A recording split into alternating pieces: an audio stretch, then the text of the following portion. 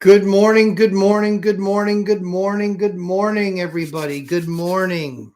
It's still morning everywhere in the States and earlier morning in some. Well, as you guys know, you know why you're here.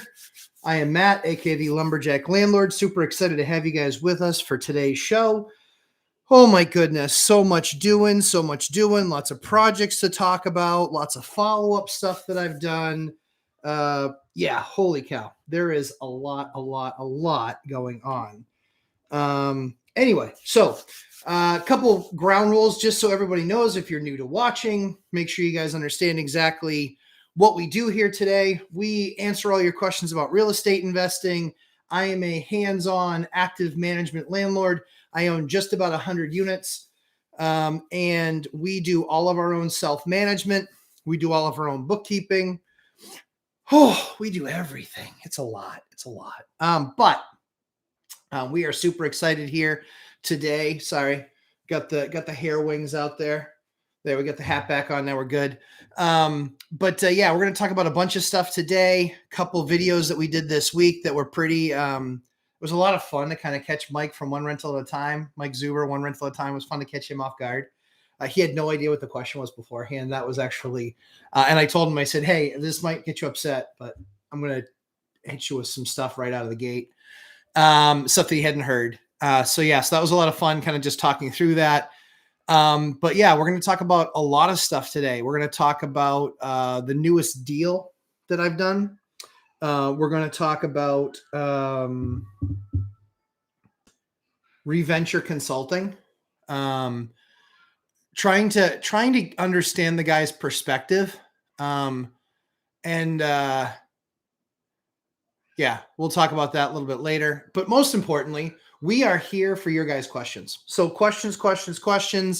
That's what makes the world go round. I'm here to answer your guys' questions, give you my perspective, what I would do in the situation. Obviously, none of this is advice. This is only giving you an idea of what I did, how I did it, to give you perspective. Maybe I did it differently than you would plan on doing something. So not here to give advice. I'm really only here to just share my journey with you. And if I've experienced something, I can tell you what my experience was.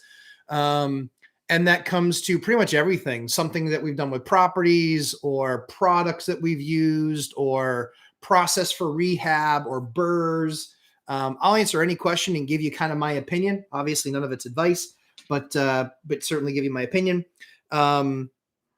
What was the other thing I wanted to make sure we mentioned today? Oh, I see. Well, let's just jump into it real quick. Let's just go through the good mornings and the hellos, and then I'll go into a couple of topics I had prepared for today. So, Amafid, good morning. Good morning, Dawn. Good morning. Good to see you, Dawn. Excited. So we're going to be doing a special with Dawn in the next few weeks. We're just going to try and get something on the calendar. He's doing an exciting project in Northern Colorado. I can't wait to have him share that with you guys. And to be very clear, that is not a beginner's project. That's awesome. In fact, quite frankly, Dawn's got a bigger set than me because I'm not doing any building stuff right now. Well, we're doing rehab stuff, but we're not doing building from scratch. And so Don's going to do some building from scratch, but super excited to hear about that project. Have him kind of outline that for us. So really excited to do that with Don. Dion Financial Talk is in the house. Good morning, Dion. Always excited to have you here. Were you on when the 5-hour event? Yeah, so I did. Yeah, so I'm a FID 6 hours. No. No, not 6 hours today. No way. Ashley and I did a little over 2 hours on Thursday. So Mr. and Mrs. Lumberjacks. Mr. and Mrs. Lumberjack, we do a Thursday night at 8:00 on Thursday nights. We do an hour together, or it's supposed to be an hour and it turned into 2.5. Just where if you are a spouse, or if you have a spouse or a partner that you guys are trying to convince one of the other to do real estate investing and to kind of get questions answered, we are here for that. I dragged my wife into this. It was this way before we got married. I told her what it was. After we got married, she saw a lot more of it, I guess. But it really took her years to get her on board. So it took, the first step was making sure she wasn't a blocker, right? The second step was making sure that she would start to see the impact that it could have on our family. The third was actually getting her getting excited about it. That's really key, was, because when your spouse is excited about what you're doing, oh my goodness, it makes it a whole lot easier. And then there's never the cloud of "I told you so" waiting to come around. Um, I tease her now because there was a couple of properties that she was kind of like, no, on, and I tease her now because we drive past them every once in a while, because we still live in the towns. We live in the town that we do business in, and live in the other two surrounding towns. And so when we drive through, I'll be like, remember that? She's like, I don't remember it that way. I was like, yeah, if I were you, I wouldn't want to remember it that way either. So we have a really good time. I love my wife. We have a great relationship and great kids. And so, yeah, so we're having a lot of fun doing that. But we want to just bless other folks. I know that was a long journey for me to get her excited about it. But to my wife's credit, she was just very hesitant, but open. She was very hesitant, but she was very open. And so it was very much sharing that with her. There was a great couple, Dion Amy and his wife. I believe she's from the Dominican, I believe. Fantastic, fantastic couple. And they're actually doing one rental at a time course together, which I think is so awesome. I told Ash and I had that was a real time reaction of, man, imagine if we'd done that course together.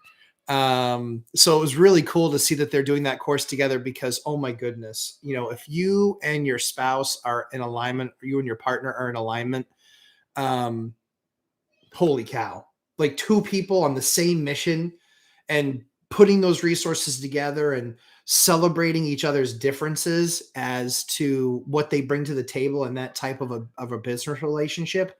Oh my goodness. Yeah, sure. There's going to be some, iron sharpening iron. So there's going to be some sparks, but holy cow, you guys can become unstoppable. So I love seeing that in couples, and love, just love that part. I love so much, that you guys, anybody that's watching this, is taking steps and investing time in their future. I wish that this were around when I started, because it was not.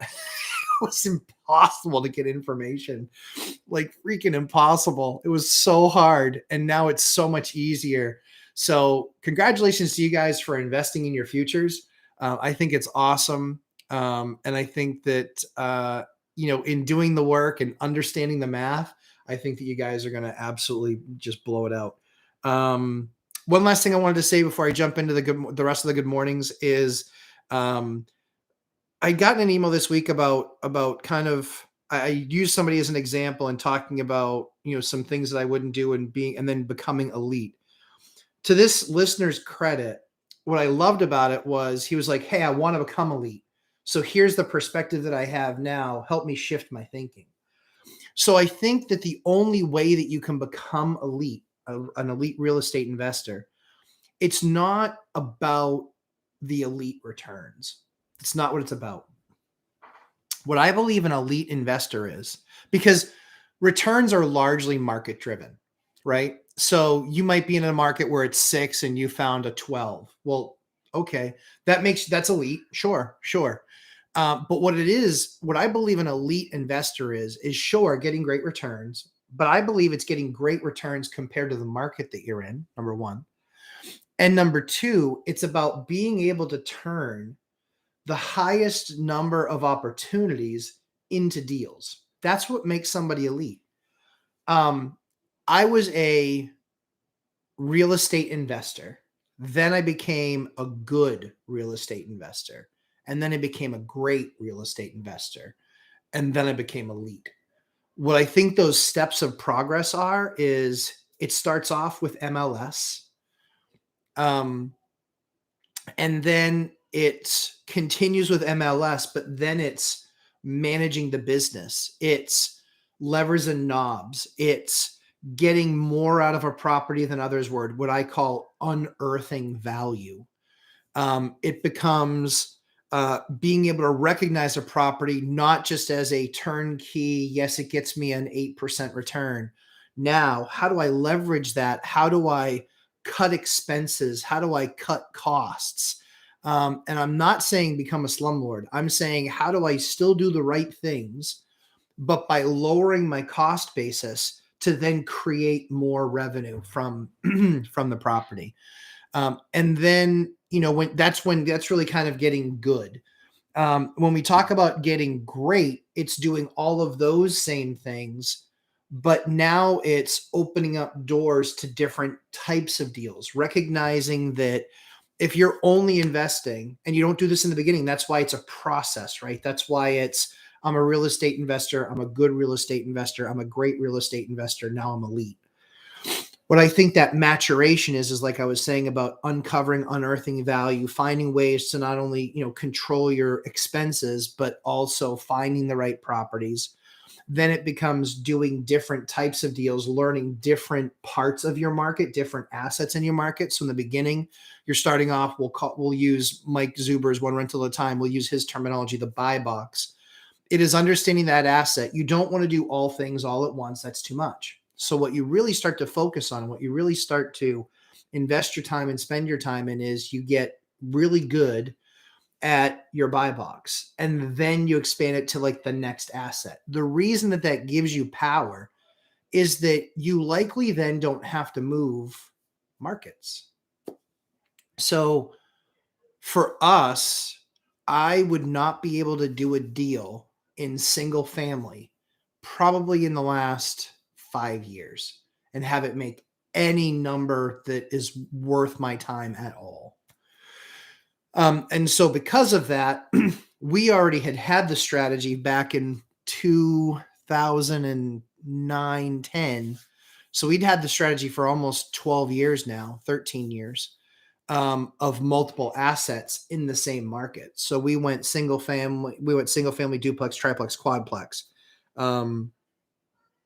And then other opportunities open up. So when I say, elite takes time, it's just like anything else, right? Michael Jordan wasn't elite when he first came in the league. He didn't win scoring titles his first few years. So I think that's really the power of where people can get to if they continue to invest their time. To give you an idea, I still look at my market every single day.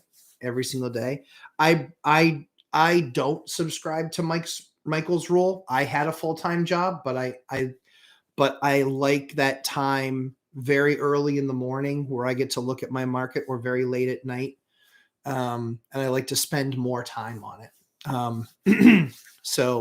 But I think to start, you have to start somewhere. And I think that 15 to 20 minutes is the right place to start. So let's get into the rest of the good mornings, and then we will jump into some questions, some more questions. So yes, good morning, Dion. Yes, Dawn, there was that 5-hour event. Hey, Dion, Amifid. No, yeah, that was fun. That was over 5 hours. It was a lot of fun. My eyes hurt that day at the end when I was finished. Excuse me. That's just water too. So let's see. Yeah. So thanks, Don. Yeah, that was fun. Matthew Paris, good morning. Theta Hedge Capital, good morning. How's the fam? Fam is very good. We got 6 inches of snow last night, and so we've already been outside playing in the snow. I make sure to spend time with my kids in the snow because otherwise I just look at it as a horrible thing that costs me $1,200 every single time it snows. So I spend time in the snow with my kids to make sure to keep that kid in me and have some fun with kids doing that. So yeah, because otherwise I just look at it, this big, huge, massive bill of like, great, it snowed last night. That just cost me $1,200. I can think of more fun ways to spend $1,200. Let's see. So family's good. Played some in the snow.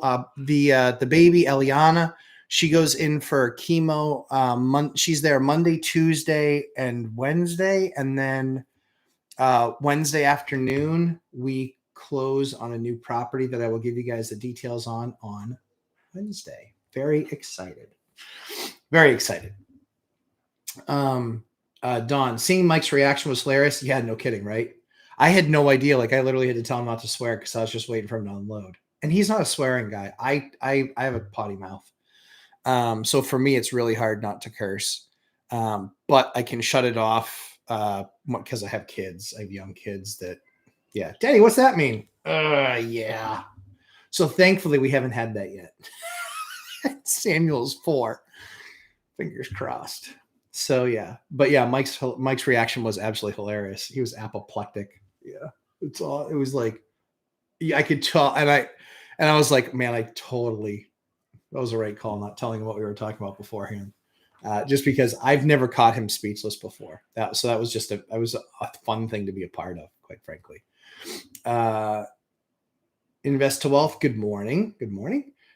Ethan Wood. Hello. Hey, Ethan. I don't recognize your name from before. So excited to have you here. Obviously, always happy when people return, but also really fun to have new folks join. Love people's pursuit of knowledge, and that's what I'm here for. So, Emifid, I listen to all of the Three Amigos individual content on YouTube at work. I'm a janitor, soon to be a millionaire. I love it. I listen on my earbuds while emptying trash cans and cleaning toilets. Emifid, I love it, man. I love it. I worked ninth grade dropout. I have done all of that janitorial work. I would mop. I did janitor work for a church gymnasium. Yeah, you name it. It's hard work. It's gross. It's ugly. I've probably done it. So yeah, I think I love your mindset to be a millionaire, but the difference between you and all the people that say it is you're doing it. You're doing the work. You're not waiting for that one moment of opportunity. And then you're like, oh, I think this is an amazing deal, but you have no idea because you haven't done the work. Doing that work, understanding the math, investing your time in things like this is what's going to get you elite. That's what's going to get you elite. That same mindset. And again, I'm a high school dropout. I was making at 18 years old, I was making $5.25 an hour at a video store. They don't have many of those anymore. But yeah, I was working at a video store, $5.25 an hour. And I was working over 40 hours a week, and my take home was $168 a week. Yeah. So even though my rent was cheap, renting from my buddy at $250 a month, because that was just for a bedroom out of his house, I was the hack E. Yeah, I was the hack E. And then he told me he was getting married and they didn't want a roommate. I was like, that's rude. And so then I had to find my own place, and that was not going to happen on that salary. Like, I looked for apartments at the time that were close by to where I worked, and they were $770 a month. And I was like, oh, okay. Well, that means I'm not going to pay gas, car insurance, or really eat, but I will have a place to live. And I was like, yeah, I guess I'm gonna have to get a second job. So yeah, it was just, so I'm with you. I love the mindset. Keep doing the work. That's the secret. Keep doing the work. Always be learning. And then living below your means, and you'll get there. You will get there. And this is not a sprint. This is a marathon. You will get there. So congratulations to you. I'm glad you're filling your head with knowledge. That's awesome. Tony Carr 55. Good morning, Lumberjack. Good morning. Julie Anderson. Good morning. Good morning. Amafid, currently 2 single-family home, looking for a third in April 22. Love it. Love it. Love it. Evolve Properties. Good morning. Good morning. Dawn, half of a Lamborghini payment. Yeah, that's the truth. That's the truth. That hurts. It's so true. It's so true. Yeah. So we'll be announcing, I mean, I guess kind of a little bit of a teaser is the deal that I'll be announcing this Wednesday is the Lamborghini house. So hopefully we're all going to wrap that up on Wednesday. But yeah, that one comes to close. That is the Lamborghini house. So then we start shopping. So yeah, exciting stuff. Tony Carr, hiya two amigos. Yep, yeah, Dion's with us this morning. Always good. Yep, probably listens to this while he's out doing self-management work. Either that or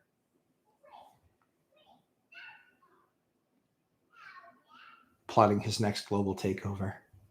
I love it. Don, Amafid, great attitude. I agree. Yep, we all are here to encourage each other. That is correct. My win does not mean your loss. My win means the seller's loss.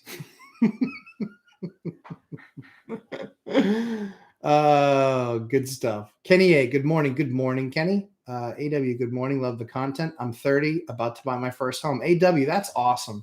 Congratulations. That's awesome. Good for you. Keep on doing the work, my friend. Keep on doing the work. I'm telling you. What really...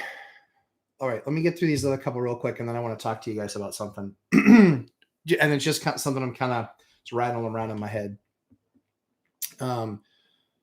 Rob, 8 days till close. I love it. I love it, Rob. That is awesome. That is awesome. There's nothing like being that close to close and still not having closed. Yeah, Dion, listening while watching Stargate and looking at deals. I knew it was going to be like something like that. It was going to be, I knew it. I love it.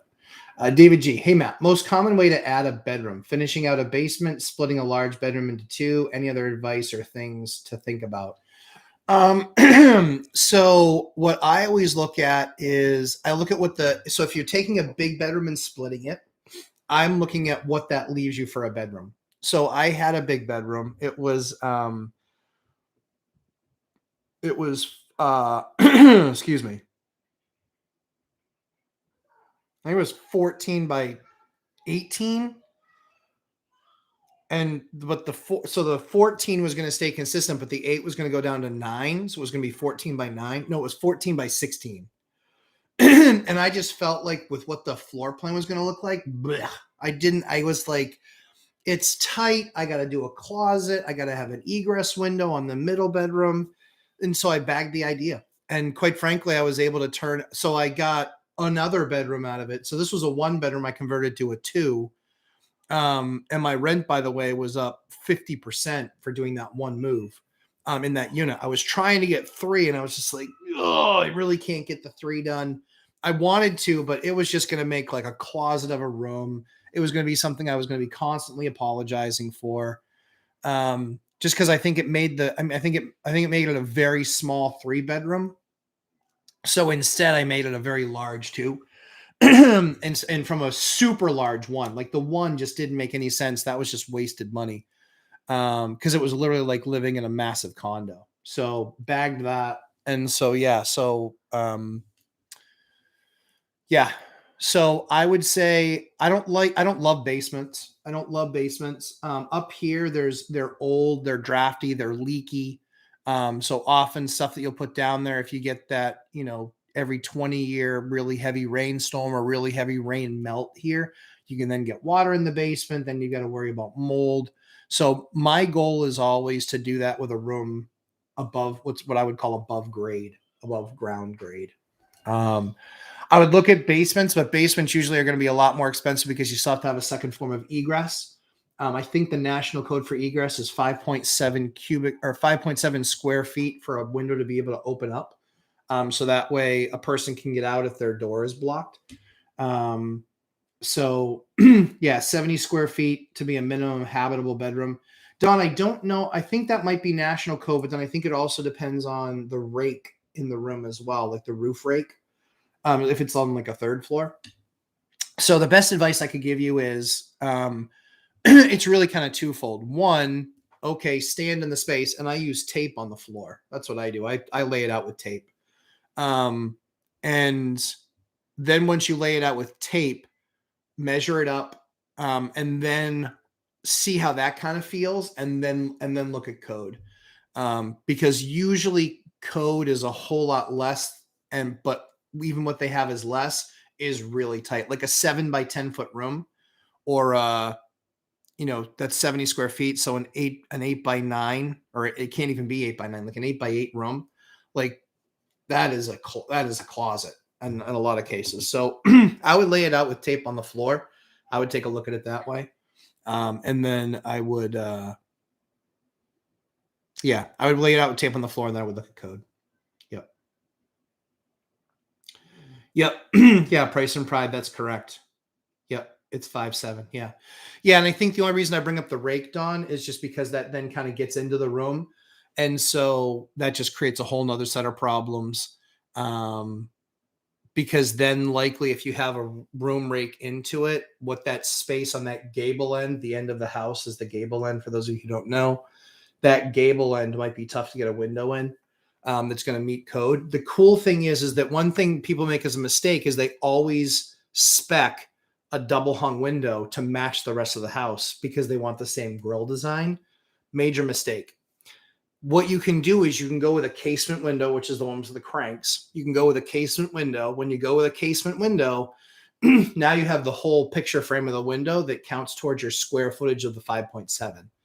So what you can also do is if you have a specific design in the other windows, right, and you're adding a window to this, you can actually get the same exact design. So you can actually tell them, give me a double trim bar in the middle to make it look like the others. And then give me, like, for us, we use what's called a 2/2. So if you have a window with no grill in it, that is called a 1. And the lower one has no grill in it, that's called a 1. So that's called a 1/1. If you put one line down the middle, that makes what looks like two openings. They're not separated anymore, but they're only separated by this piece of trim that's put inside between the window panes. And so you can do all sorts of these designs with that stuff. But when you're looking at windows, you can say that's a 2/2, a famous. That's really big in older cities because that's what most of the old windows looked like. Because they wanted the biggest, grandest looking windows. They would make these panels of glass and then the actual wood that would be down the middle. And then they would do what's called glaze in the edges. That's what you'll find a lot of older construction. And so you'd have these big two dominant lights, upper and lower. Or what they would do too is they would do the 2/1, which when you're standing up, you're looking over you're looking through the window and it's got 2 lights. But when you're sitting down, there's no encumbrances to your vision. So that's a big window design thing. There we go. I just nerded out on windows for 5 minutes. Thankfully, you guys all stuck around. But yeah, any window questions? I order all my own windows. I design all my own windows. I don't manufacture them because they take 10 weeks. But we do all the design work and things like that on all the windows that we pick. So yeah. So David, that's the most common way to look at a bedroom. And then, putting a bedroom in the basement is really tough because of the egress. So that 5.7 square feet, and grade and how you get to it. If you have a basement that has a walkout or also has like some sort of a bulkhead with an interior door, your life just became a whole lot easier. Your life became a whole lot, because then that can be your second form of egress. The only downside is that that's likely your access to the basement as well. So you'd have to go through that bedroom to get anything in and out of the basement, if that makes sense. So like if your boiler ever goes. The other thing you can do too is you can also, you can create where you put your walls. And so then you have your interior door and then the access to the exterior door. But lots of options there. In fact, I have a house right now that I'm doing, excuse me, that has a bedroom below grade. And guess what? It's illegal. I bought the house with it being illegal. And I was like, you can't count that as a 3-bedroom. It's not a legal bedroom. It was below grade with no egress. 1 door. So yeah, great question. AW, I really liked your video with your wife. Having a partner that's on the same page is a game changer. Yeah, AW totally is. Totally is. But so the thing that you need to recognize too is that it wasn't easy. Like when I said that's my greatest sales job ever, sales to me is not a dirty thing. Sales is about alignment. My favorite clients are the ones in my real life are the ones that were the most aligned. When there's not alignment there, an understanding of what you're bringing to the table and what can be done and how this changes things, if that isn't there, it's very tough to get a deal done. if that is there, it's very easy to get a deal done because there's alignment. And so that's what I hope the Lumberjack, the Mr. and Mrs. Lumberjack series is going to do for folks, is help people get in alignment. And again, the biggest key is getting them from being blockers, the spouse, getting them from being a blocker. That's the biggest thing. The second biggest thing is getting them to be on any level supportive. And then the third biggest thing is getting them on board with you where they are actually active. Mrs. Lumberjack last night, she drew the short straw. She had to go out and we got a report of a broken window. And so she went out at 9:30 last night in the snow from the inside of the house to basically then put up a covering over the broken window. So yeah, so what a trooper. Wow, that's awesome. So yeah, good stuff. Yes, Dion listen while watching Stargate and looking at deals. I love it. See, Dion, super successful, already doing this. Absolutely a great investor, and still listening and listening to what else is out there that, potentially can even make any deal he's working in better. Price and Pride at AW, same. Yep. I was surprised it took 6 years for her to get there, though. Yeah. I don't think a lot of people would have the patience to wait for their partner to align values and strategies. Yeah. So that's a great point. Price and Pride. So I think value-wise, we had the same values. I think that's what was key to her becoming aligned, was she didn't have any strategy for it. She came from a 9-to-5 working household. Can't fault her. I knew it going in, but she knew coming into my world when we started dating, she knew that I had investment property and that was my plan. So yeah. And that was 16 years ago. True. I know she doesn't look like we could have been together for 16. She was completely legal when we started dating. So don't start thinking that. But yeah, she looks young.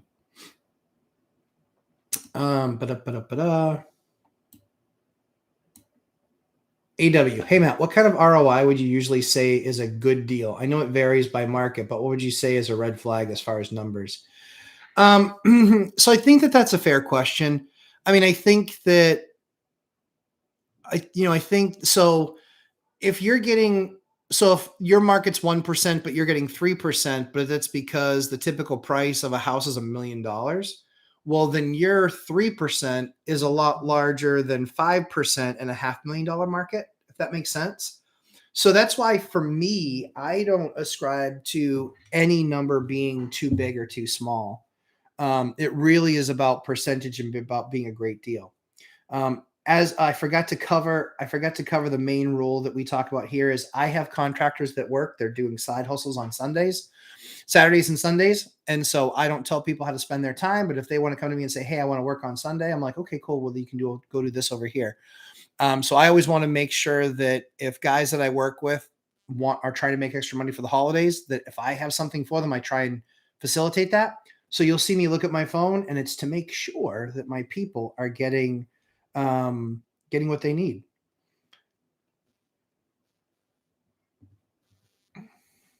So this is that.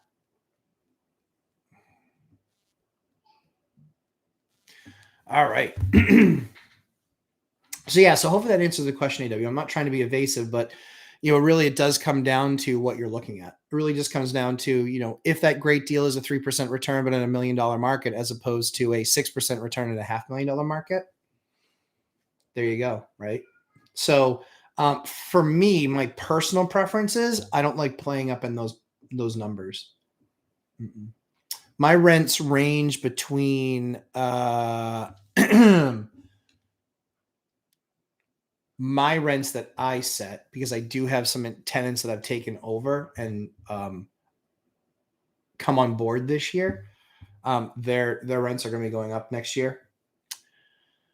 With Dion Financial Talks binder, my revised version of the binder method, just because I can't deliver it in person. So when I assign a rent, the lowest that I assigned is 1,100, and the highest is 3,200. So I go 1,100 to 3,200. all in those. And that's studio all the way up to a 5-bedroom. All the way up to a 5-bedroom duplex unit. That's the most expensive. Those are the most expensive units I own because they're close to downtown in the city.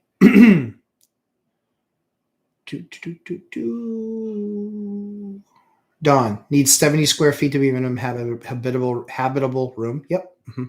Yep. That is floor footage. Yep. So Dawn, that is floor footage.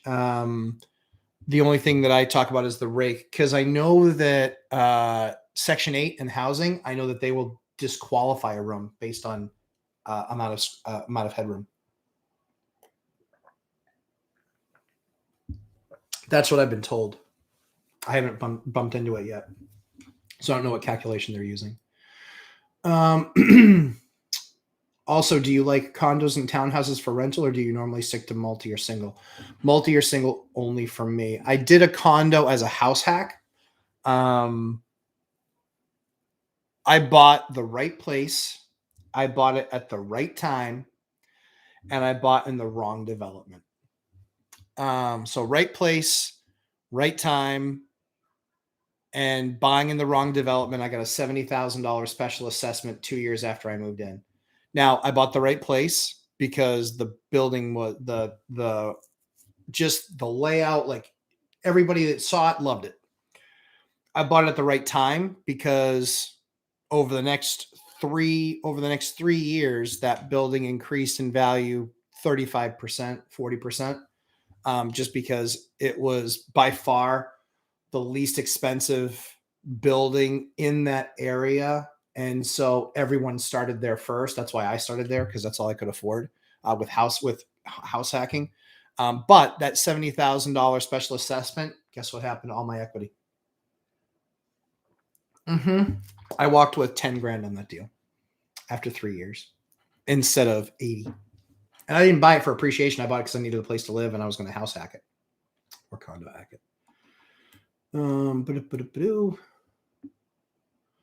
So for me, I know condos, it's tough to do multi because multis don't exist in every market, or in some markets that they exist, it's a horrible area.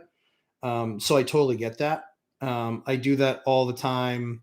Actually with my friends down in Florida. So we do that all the time with my buddies in Florida, where they don't have access really to multifamily. So pretty much everything they do is either condo or townhouse. But when you find a duplex, like, that does make it that much sexier because people are already used to living in that townhouse style. So if you have side by sides, I mean, they're worth a fortune. I believe, and this is a different thought than I've ever heard from anybody else. I believe that duplexes in a number of these areas are going to be worth more than the sum of their parts in coming years. So if you think about it, like, so where we are, there's a city just south of us where you can buy a side by side. You can sell the sides for $600,000 or $700,000 or $800,000 depending on the quality of finish. And then, but so let's say it's 600,000 a side, so 1.2 million. But you can buy the duplexes but the duplexes are more expensive than that. I think that's going to more become the trend, because I think there's going to be a lot of hackers that buy the duplex and they value the renter next door, because, on a $1.2 million property in New Hampshire, anyway, on a $1.2 million property, you're looking at, a mortgage of, with your taxes, insurance, and everything, you're looking at mortgage of probably about $6,000 a month, but that unit rents out for $4,500 where that is. So you're $6,000 a month, but you're only $1,500 a month to be living in an $800,000 unit. So that's where I think that market is probably more than likely going to trend. That's my belief.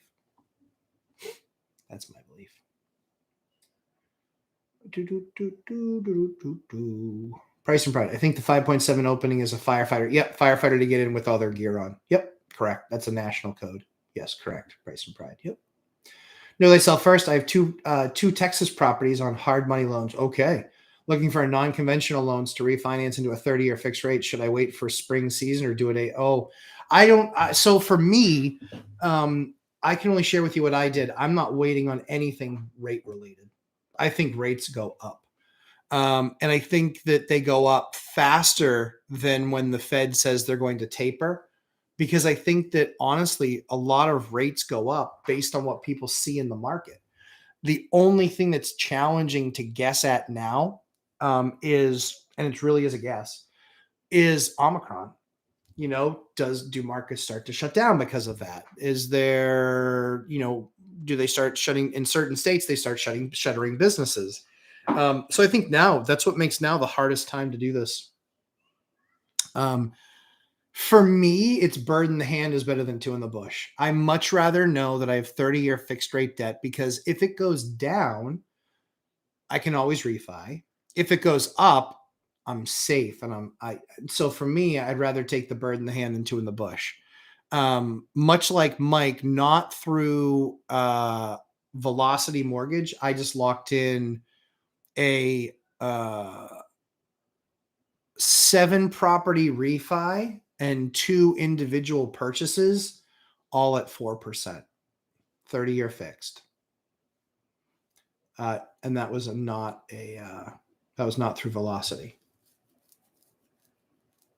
So yeah. So I think that I think that now is the time.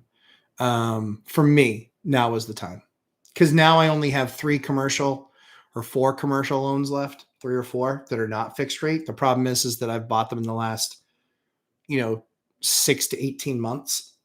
So I cannot refi out of those without paying massive 5% penalties of purchase price. Would mean, I'd be writing checks for, $30,000 to $60,000 or $30,000 to $50,000.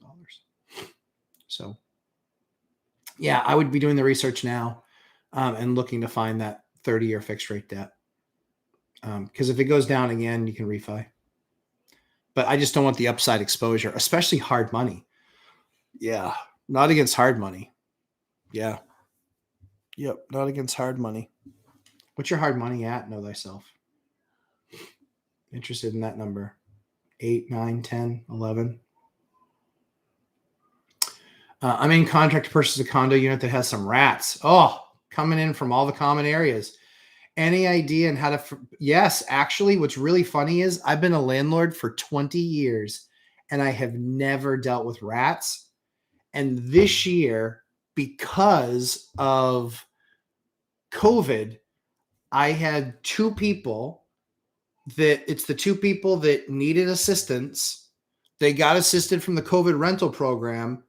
I evicted both of them due to garbage and the fact that they created a rat problem, because they stopped paying to have their trash picked up. And that's something that costs money here where we are. And I couldn't clean it up, because then they would say to the judge, look, it's clean. It wasn't clean and I paid to clean it up. So that was a process I had to go through. What a nightmare. So I have done rats. Here's what I recommend to you. I would recommend you look it up online.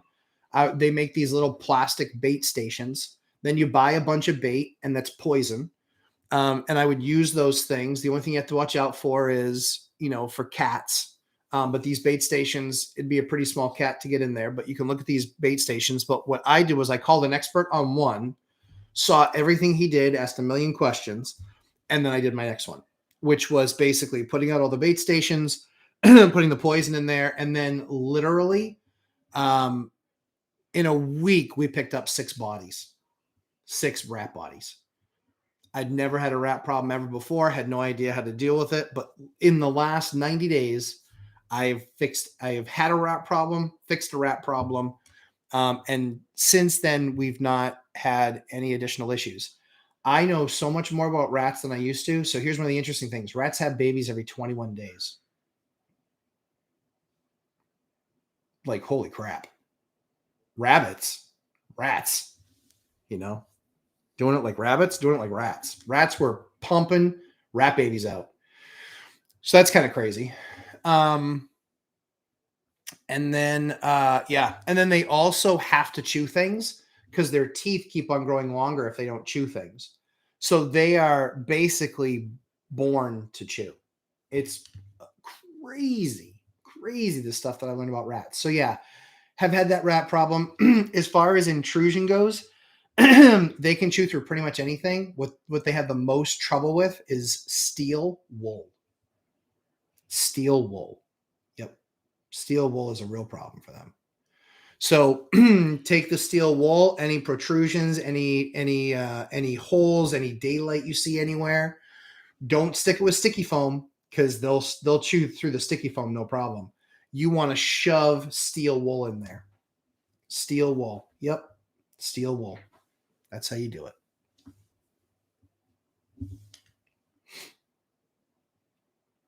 So that's what I would do. Yeah. Do you need windows in the basement if the only thing in the unfinished basement is a water heater for? Nope. Nope. So invest a wealth. You only need to meet egress if it's living area or if it's a sleeping area. Sorry, thought I saw a bug. Oh, I did see a bug. How is the mosquito still alive? That's my question. I caught him and I let him go. Ugh, Mr. Miyagi. Let's see. Yeah, so you don't need a window down there unless, excuse me, unless it's a living space. AW, it's difficult because talking to friends or my girl about real estate or investing in general, I start to glaze over and saying, yeah, dude, I get it. So what I would do is look at meetups, like-minded people. Come to these. That's why I have these, is so you can be around like-minded people, so you can kind of, exercise the real estate mindset, right? I get it. And quite frankly, largely speaking, like I have some friends that are into real estate, but my closest friends are in real estate. And that can be brokers or bankers or friends that are fellow investors, because you start to birds of a feather kind of flock together. You share the same problems, you share the same interests. That's just kind of life. I have some friends that aren't real estate investors, of course, but I think largely, but the people, because real estate is what I do, I spend the most time with those folks. So life will probably shift a little bit for you, or they'll shift with you. And otherwise they can be renter nation, be your future tenant. Know thyself first. I have a deck resting on a back wall that has rotten wood due to water damage to the sidings. Yep. Okay. Is it better to just remove it and put a window there, or is it easy to build a deck? I would talk to a contractor. I would talk to a contractor first, because depending on what it is, right? You may have, sorry, hold on one second, guys. Broker. You always answer a broker's message.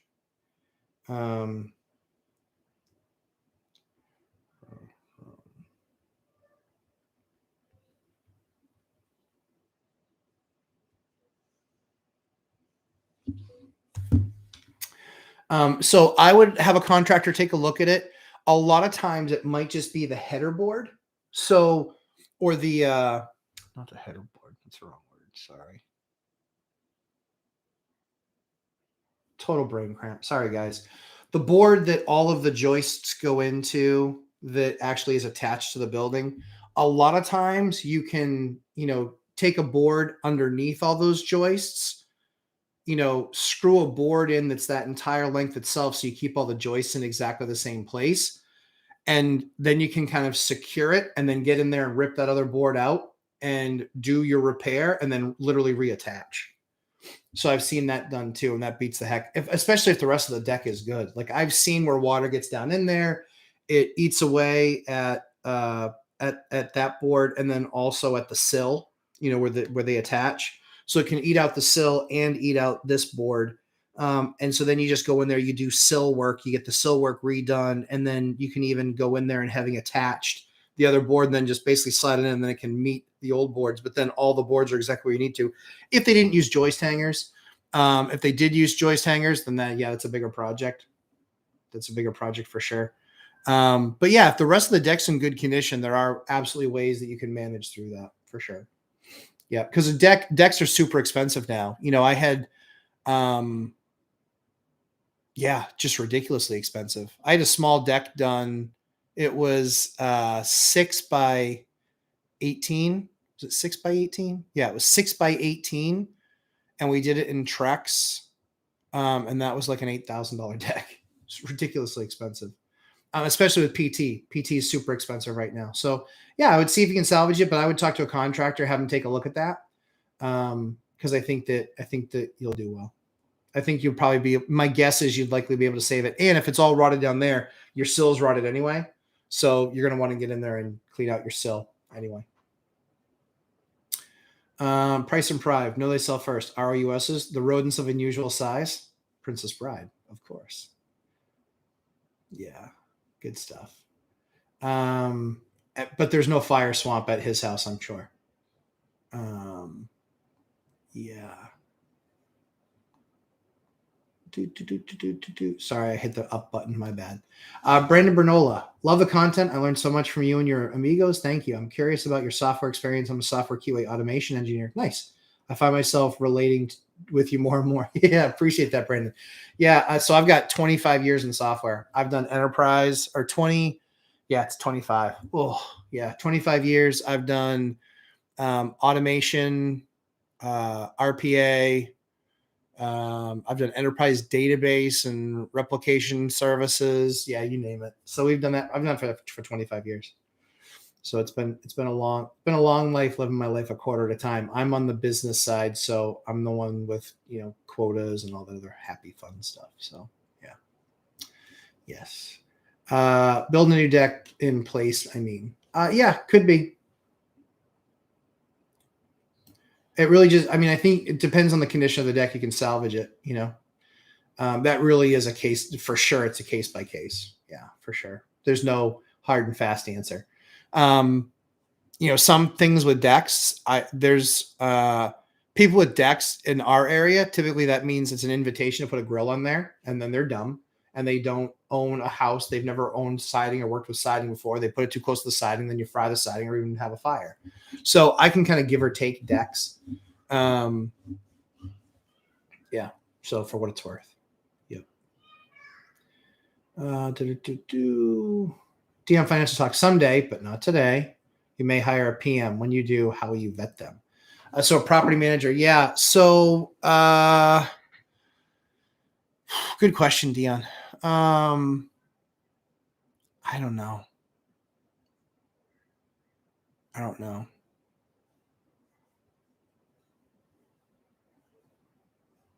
We would probably take one of our existing subs that we like working with and ask and hire them as a PM is probably what we would do. That's my guess. That's a big role. That's a big role. We've got somebody who's doing really well right now with us that I think is going to be I think will be awesome. So yeah. So I think it would I think the vetting process would be having worked with them for months and months and months on other projects and having experienced that work with them. I think that's likely how we would do it. Yeah. I think that's how we would do it. Tony Carr, 55. For a new investor without contractor contracts and using Thumbtack, okay. Would you focus on properties with tenants in place with the idea of minimal work? So yeah, that certainly is a strategy. The only downside to that is stuff in your place is going to break, and you're going to need to have those relationships to know who to call to get them to go do work. Number one. Number two is there's no doubt in my mind, and this is a kind of a general rule. If you are doing deals, that have work to be done, make ready, your returns will always be great, almost always be greater. There are those cases where it's not, but you're largely your returns will always be greater. Yep. So that's why for me, and I know for Dion, it's not today, but for me, I like taking over properties that need work because that's where I unearth just a crazy amount of value. So we have one property that when I bought it, it was a 27% return, right? Which I think anybody would salivate over. But the key for me is that after I do some work, it's going to be second year. It's going to be like a 40 something, like 46% return. So that property will make me just a boatload of money over the next 10 years. Like literally better than being the best active investor in the real estate or stock market, the best. So yeah. So I would always be working on that list of contractors because you're going to have stuff break. You're going to need them to do work on. The other thing too is that if you can afford it, it's a good learning experience. The kind of the process of what to go through, because every time you do something like that, you're going to learn a skill. You're going to learn something. And yeah, I think so. There's Thumbtack, there's Angie's. I would go to meetups. I would go to real estate meetups because those guys all use contractors. So yeah, even my frenemies, my competition in my market will still use some of the same subs. There's some guys I won't tell them about. But it's because they already are too slow in responding to me anyway, So yeah. So I would have that list. I'd be making that network now. That's very, very, very important because you will have stuff that breaks. And like I said, it is a different skill, and maybe you're good at it. Maybe you're not. Maybe it's something you want to do. Maybe it isn't. All those things are fine. But largely speaking, my return on capital on a deal is far stronger than anybody that's turnkey, even when I put my startup costs into it.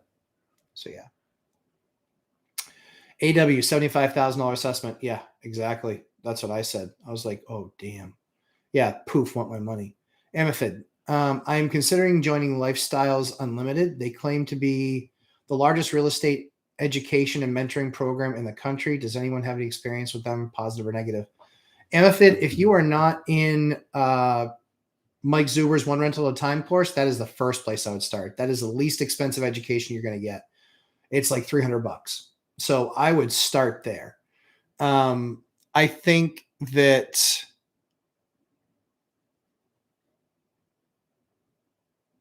yeah, I would start there if you're not already in that. That's what I would do. Evolved Properties. Does your lender lend in Maine by chance? I don't know. I don't think so. Mine is Mass and New Hampshire. I don't think they do anything in Maine. I don't think so. I'll ask. Oh, speaking of asking, I had a note about asking for IBC. So Dawn, if you are still watching, I found out about IBC. I will have a name this week for a contact for you from the US GM of IBC. I got the name through my plumber. The plumber heating guy that I use, he's reached out to them, and now we're just waiting for feedback back on who he's going to put us in touch with. Because IBC as a product kicks ass. The vendor that we have for our account is awesome, and it's through my plumber. He is awesome. The regional director is awesome. So I can tell you my experience with working with those guys has been spectacular. Not only product, but also support. Killer. And as you guys know, if you have heat go out or hot water go out, you need to fix that problem pretty darn quick. Matthew Paris. So a few weeks ago on the Three Amigos live, I said we were about to list a property for $1,200, and Dion said try listing for $14. We just rented it for $13. Thanks, Dion, if you're watching. He is watching, and that is awesome. Yeah, it doesn't hurt. Like, put the number out there for a week. If you get no bites, you get no bites. But if you get bites, like, there you go. Like, you just made an extra $1,200 this year. I love it. That's an extra month's pay for not having to give them a month. It's beautiful. AW, any guesses? No one knows on what 30-year conventional rates will be when we taper in March. Will we see a big rate increase in our space before the Fed lifts off? My personal belief is I've actually called that I think by middle of the year rates that mortgages, 30-year mortgages are going to be in the 4s. That's what I think. Which means if you're an investor, it probably puts you in the 5s. So I think they're going to be in the 4s. Yep. So instead of getting loans right now at 3.1 or 3.2 or 3.25, I think they're going to be in the 4s by the middle of the year. That's my guess. And if not by the middle of the year, definitely by the end of the year. It's going to happen. I just think that's the maturation process. Yeah. So no one knows, but that's my guess. And to give you an idea, that's why I moved my entire portfolio, was because I didn't want to be stuck at 5%. I didn't want the risk. I didn't want the upside risk.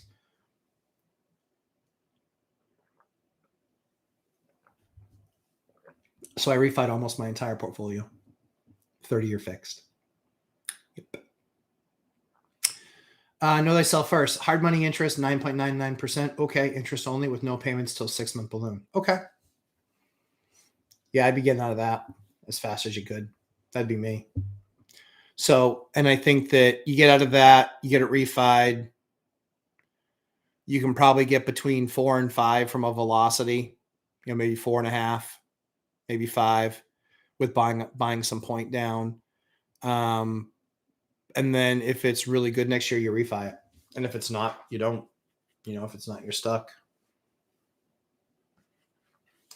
But then you're stuck because the biggest issue that people aren't considering is if there is market upset, if there is a little bit of pukey in the market, what ends up happening is the banks stop lending.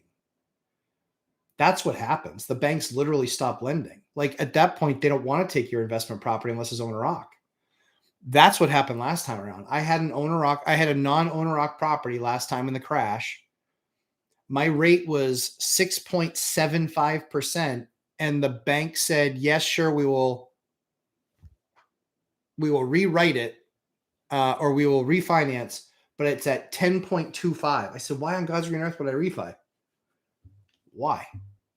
They're like, well, you asked to refi. I was like, and why would I refi 3.5 points worse? But I literally got a number in the tens.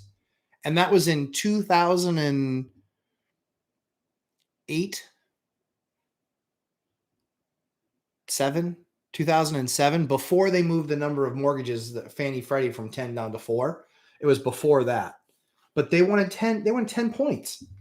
Like, you guys have no idea what's in for you. Unless you were in that market, you have no idea. Speaking of people in the market, so our favorite channel that likes to put up pretty graphs and not have a whole lot of relevant information,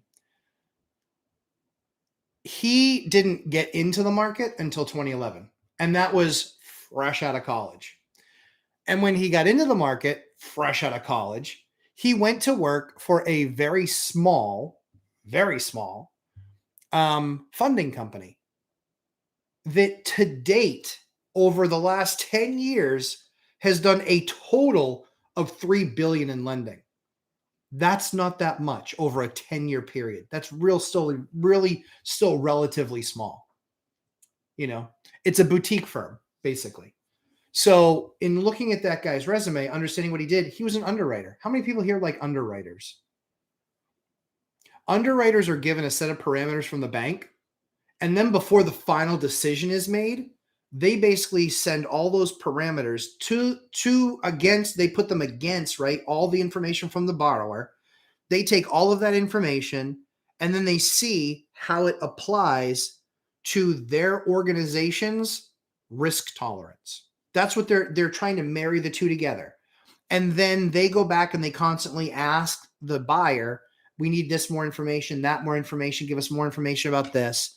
And then at the end of the day, the underwriter then makes that association to what the risk tolerance is and the likely that person might default or that person might go out of business, because he was looking at commercial loans, not residential loans, commercial loans. And that's what he was. He was an underwriter. Now I know I don't like him very much. I've never liked underwriters because I think, and again, it's largely speaking their ability to assess risk of a given person. And I can tell you in 08 and 09, no one, even if they had the cash to buy it, underwriters were approving. They just weren't, because banks couldn't expand their balance sheets. So yeah, I in trying to understand him more, to see where he's coming from with a lot of this just horrible market advice, that's what I found was the most interesting to me. Was seeing what his ideas were, but what kind of a mindset they were coming from. He was an underwriter for 7 or maybe even 8 years. So yeah. And Matthew Paris, I just saw that. I'm not predicting a 50% crash. He's so freaking wrong. It's not even funny. But what would you expect from an underwriter? Like, an underwriter is always the sky is falling. You never have enough cash. You never have enough reserves. You never have a big enough income. The property's never going to make enough. Like, underwriters, sorry for the underwriters watching. There probably aren't any. But underwriters largely are miserable because they only get to play in this very small box. And it's based on their organization's risk assessment. And then they're trying to marry what they're seeing from a borrower to what their organization has set as their risk model. So yeah, oh yeah. So, and again, he was doing it on commercial paper. But my question is, if he's a consulting firm, consulting, if he's a consulting firm, who's paying for these services other than people paying $5 during his live streams? Like, who is paying for that stupid opinion? It's not smart. It's just not smart. Unbelievable. Blows me away. But anyway, I digress. All right, back to good questions. So Velocity Mortgage doesn't only do commercial loans. They'll do only non-owner occupied loans. Price and Pride. Yeah. So they won't do an owner occ. They won't do an owner occ, but they'll do anything. They'll do anything else. They'll do anything that's anything that is a investment property, they will do. And do you know why that is? This is my belief. I haven't confirmed this, but I believe the reason that is because they largely, it's the whole foreclosure process. It's much, much easier to do a foreclosure when it's not an owner occupant. It's much easier to do a foreclosure. It can literally be ratios where they say you didn't hit blah, blah, blah ratio. And so we're going to consider you're in default, or then you need to pay the loan off in X amount of time. That's usually what it is. Michael Sloan, Plumber from Oregon. I have seen the poison will dehydrate the mice, then will attack plastic piping to access water and cause awful. Interesting. Yeah, I've never seen that. Have seen a lot of guys recommend snap traps instead of bait. Interesting. So snap traps for mice, yes. For rats, they don't really work. Rats are much more difficult to get in those traps because the bigger they are, the less likely they are to go in them. So your best bet. So for mice, I totally agree. For rats, the biggest issue I've seen is those big snap traps very rarely work. Look online, watch YouTube videos on what rats will do to get the bait out of a trap or food out of a trap. There's literally ones online where it's a rat grabbing like a stick and moving the bait out of the trap to get to the food. And then triggering it with like a stick in their mouth. So yeah, so for mice, I would agree. For rats, I don't know enough other than my own experience, and it worked pretty well for us. Big litter sizes, those rat mamas are pumping out too. Yeah, for sure. There's no doubt for sure. And the baby ones, they'll die the fastest because they're just hungry and they'll go eat and they'll die. But the big ones, they're the ones that keep on having the babies. Those are the ones you want to kill. So yes, I concur. Jeremy Kirkwood. Hey, Matt and all. Hey, Jeremy. Headed to finishing the furnishings on my latest Airbnb with my son. Excited for the live stream today. Awesome. So Jeremy did an awesome deal, about a little over $1,000 a month, principal, interest, taxes, insurance, and rented it to a traveling company or people with travelers. And he's crushing it like $3,600 a month. So massive, massive return, which I love to hear. Let's see. Nicodon, Don. Yep. My wife taught me that trick with steel wool and mice. Yep. It's awesome. It's awesome. Nisi, good afternoon. Good afternoon to you. Nisi, bought from a slumlord, and the rats were so big it scared the exterminator's assistant. Yes. Yeah. 4 dumpsters of trash in the backyard cleaned up now. Yeah, that's what happened. So rats are really in the ground, and they're lazy from the perspective of they'll go to the easiest food source. And that's what ended up happening. Yep. These people were disgusting. They would throw out their trash and they would literally just put it in a trash bag. Put it in a trash bag and throw it off the side. Horrible. They would literally just put it in and just throw it off the side of the second floor deck. So we had trash there constantly. And again, I called the city. I notified the city. I took pictures. I was like, this is what they're doing to me. This is what they're doing to the property. This is how they're tormenting me. This is how they're tormenting the other tenants. The neighbors were up my ass. I mean, I was just told them, I was like, I hope you never have a tenant like this. But I called the city. I was managing the process with the city. They're like, yeah, you need to clean it up. I go, if I clean it up, I lose my case. Can't clean it up. So that was a nightmare. We got through it. They're finally gone. That was my last eviction because of COVID. That was my last COVID era eviction. I had 3 of them. One we went to court. 2 we went to court. 1 we had to lock out the tenant with the sheriff. Never returned. 2 we got possession of the unit. She finally relinquished possession of the unit without going to court, which was smart on her part. Saved herself some money. And then the 3rd one, we had to go through the entire court process. They were professional tenants. They were by far the worst tenants that I've ever had. They were professionals. They were professional tenants. And they're going to meet my professional attorney. Pucker up, Buttercup. The bill's coming. Matthew Paris, Ledger. Yeah, what about Ledger? Oh, Ledger board. Yeah. Yep. Yeah, man. Yeah. Yep. I don't drink coffee, but someday. If I ever don't self-manage, I would throw it to another investor I have done work with and interview them on the style and character. Yep. Maybe even talk to one of their tenants. Yep. Keep the competition busy. Yep. Yeah, I think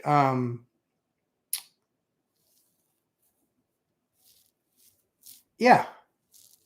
So we're going down the path. We might actually open up a property management firm.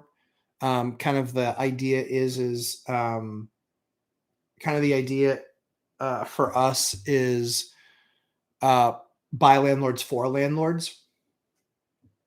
I'm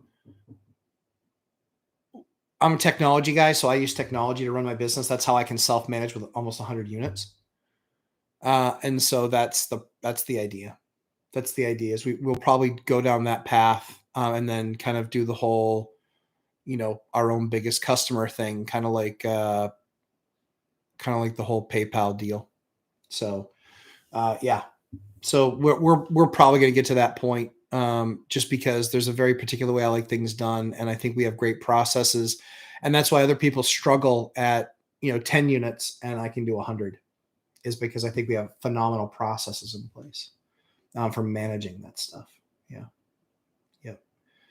Don, cool. Thanks. You're welcome. Yeah. The IBC stuff I should have this week.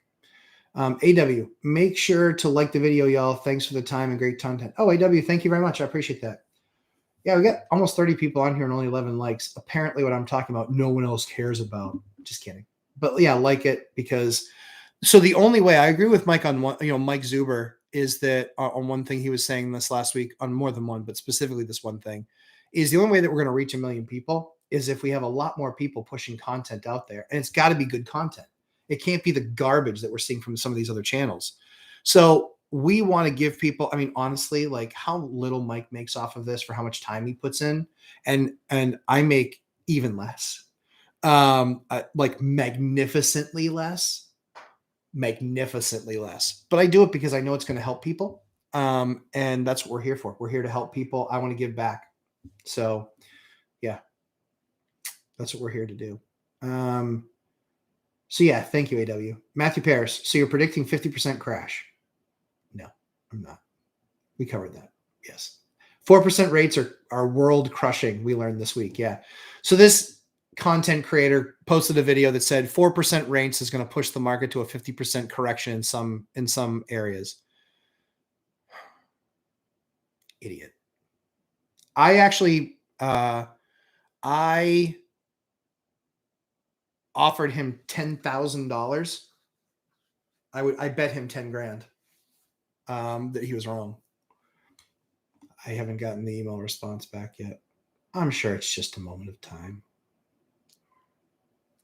I offered him $1,000 to charity if he could come on my show and we could talk the points.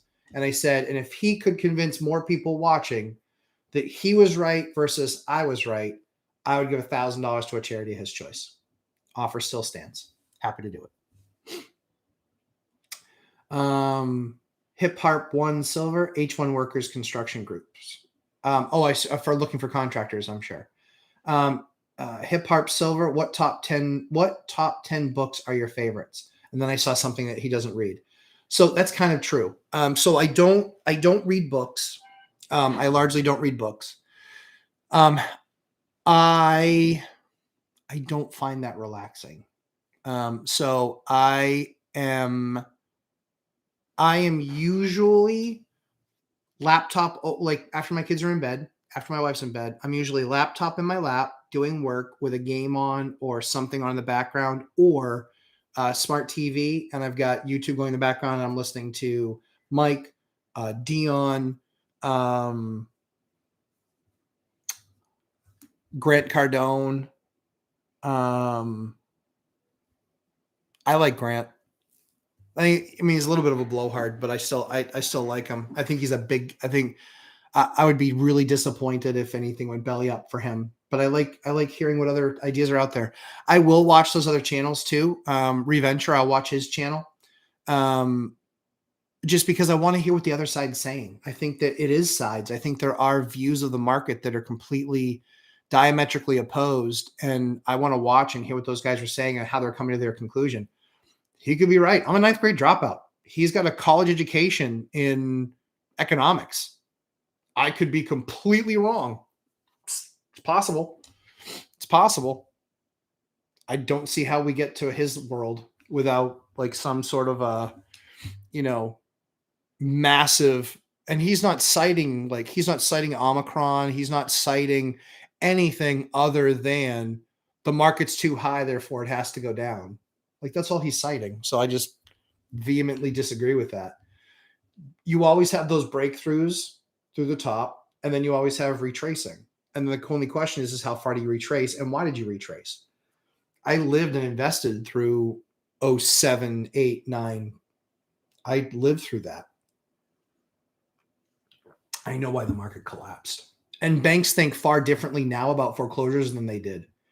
Now they're also thinking more about it too, where they're saying, hey, if we foreclose, they can sell. We just need to push them. We don't have to foreclose. We can just tell them you need to sell. And then if you sell, guess what? They're going to get paid. So yeah. Yep. So what top 10 books a year? I don't actually read books. The last book I read was One Rental at a Time. Last book I read before that, like cover to cover,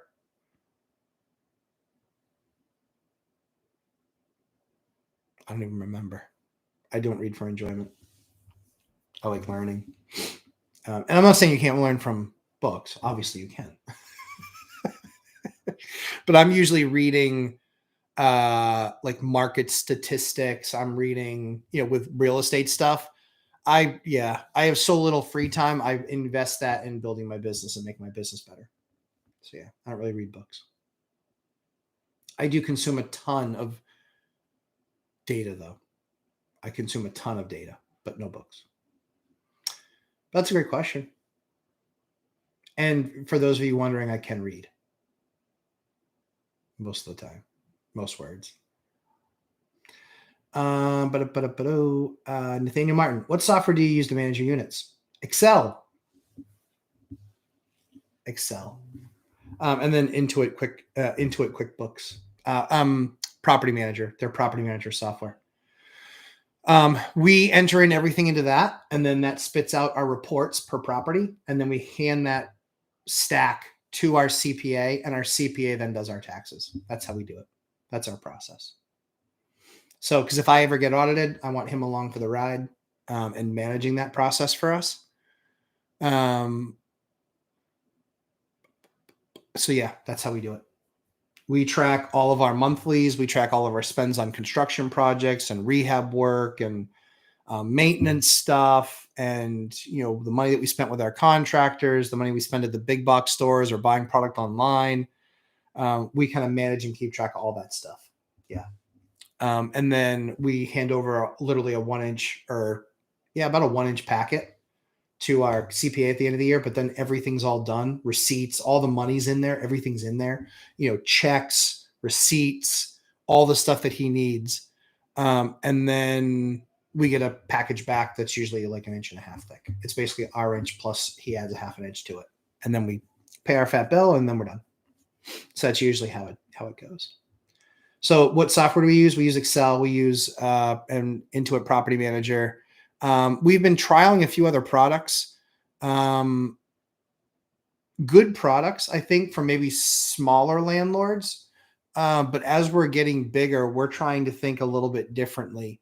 And so having a software background, I've got some design ideas. And so I think we're looking at the software that gets used and then kind of building on top of that. I know a fan favorite of a lot of stuff is Stessa, I think is. So Stessa is another one. And I think that's a free one, if I'm not mistaken. Hemlane from Dana. Dana's does stuff on Mike's show. Hemlane's a pretty good product. I like Hemlane. So yeah, we have to kind of think through that. Because if we go property manager style, we're going to do something different. Yeah, we're going to do something. We're going to do, Hemlane meets a lot of the needs for sure. But yeah, we would do something with kind of some layers on top. Yeah. But hello, Matt. Finally got some service. Oh, Crimson Knight. Hey, hello, Matt. Finally got some service. Bar Harbor right now. Hopefully, I can get all my questions in before I lose my 4G. Okay, sounds good. I did get your email, Crimson Knight. I covered it in the beginning of the video. Actually, I spoke to it specifically. Sorry, I think I just outed you. My bad. But watch the beginning of the video. Know they sell first. Hi, Matt. What are some of the lessons learned from having these bad tenants? That I hate the government making decisions for the market. There was no other way I could get rid of them. There was a moratorium. Nothing I could do about it. That's not true. I actually think so. We changed our process because of them. We used to take a landlord reference. We do that, but now we background the landlord. So we actually know that the landlord owns the property, who they are. The bigger, better one that you can't fake is showing me that the last 3 rent payments that you made. Can't fake that one. I want to see a canceled check. I want to see a bank check. I want to see the carbons from money orders to that person, and you need to show me the lease. So there's a lot of ways that we can trip people up now with that. And it's just tripping them up because they're lying. It's not like trying to play the gotcha game. It's you're going to lie to me. I'm going to go after you. Like, show me. So yeah, they've actually made us these 2 tenants that were garbage that cost us. One of them is $12,000, and that's after we got the COVID assistance that paid 18, I think, on their behalf. And then this other one that cost us about $6,000 or $7,000. The difference is one of them purposely did stuff and one of them just had some life circumstances happen, and life happens. So those people we worked with very much, we bent over backwards for. There was somebody else that we did not bend over backwards for, and they'll be going through a arduous process with my attorneys. So yeah, enjoy that. So that's what changed in the process. So that's a great question, actually. Because I think you got to learn from those mistakes. It's the same thing as doing projects on a house. You learn, but what's better and how it went and all that good stuff. So it changed our process. We added 2 more things to the process that we didn't have before because these guys said they paid cash. I believe them. When I asked their landlord, he said, oh yeah, they would pay cash. Okay. I was like, ever late? It's like, nope. And if they were a day or two, and he's like, they would let you know that they were. I said, how'd they treat the place? He said, good. And those definitely were all lies. 1000% those were lies. He was finding a way to pawn them off. And basically, I guarantee he did some sort of I won't evict you, but you need to leave. So whatever it is you need from me to get out of here, then let's do that. That's probably what it was. Yep. So, what about Crone? Chris Crone, I think is his name. Big guy, ripped, just big, huge, strong guy. Looks like a Greek god. I've watched some of his stuff. He's a smart guy. He's got a huge company now, a huge company. I don't know enough about him. I've enjoyed. I don't watch him religiously, but I've seen some of his videos. Smart guy, seems like to me. I don't know if he's a fraud or not. I don't. But wasn't he big in Utah? Is he big in like Boise? Like I respect guys in Boise, but anybody that bought anything in Boise, period, looks like a rock star right now with their returns. That's the market. Now, what made them choose the market? If you're from there, did you really choose that market, or did you just stay home and start real estate investing? I mean, that kind of falls under the better to be lucky than good. However, if you took bad debt to build your business, then you're probably going to be in trouble. So yeah. So I don't know much more about Chrome. Know thyself first. What software do you use for landlording? Screening, rent collection, marketing, maintenance, tickets. How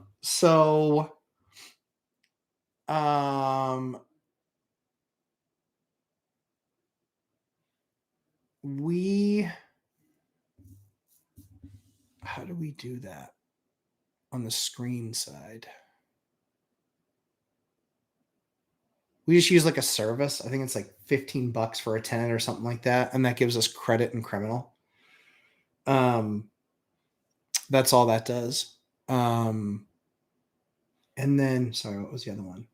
Rent collection is us, because we give them 5 different options of how they can pay. And then every Thursday we just update the system, or basically just my wife and I will just update that in our spreadsheet as far as them paying.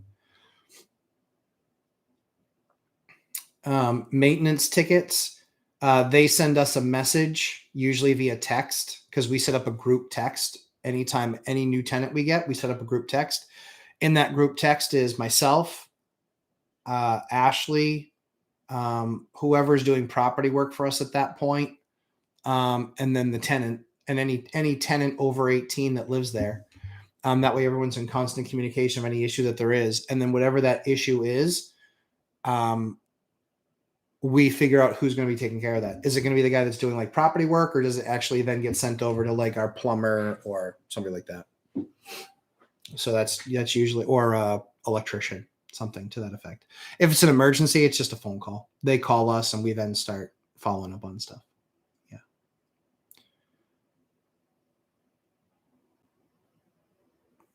Yeah. Crimson Knight. So the tenant in my Manchester property is no longer with NH Housing. She is now with Southern NH Housing.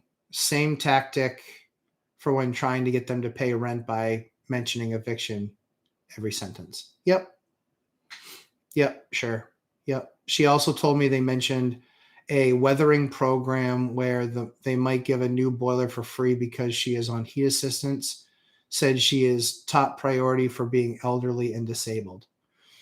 Yeah, I don't know about that stuff. I'm just reading yours to follow through. If I have an upstairs, downstairs duplex and downstairs has a dog, would it be a bad idea for upstairs to have a dog too?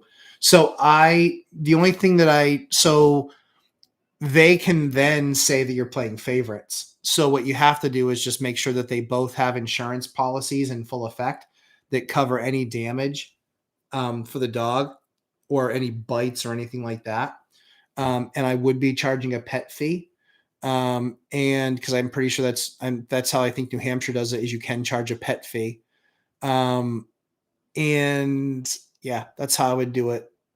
Is I would do a pet fee, and then make sure they have insurance, and then I still use my insurance company as a disqualifier. If it's something on one of my, heavy bite lists, German Shepherd, Pit Bull, American Staffordshire, if it's on one of the heavy bite lists, I just use that as a qualification to say, sorry, not for us.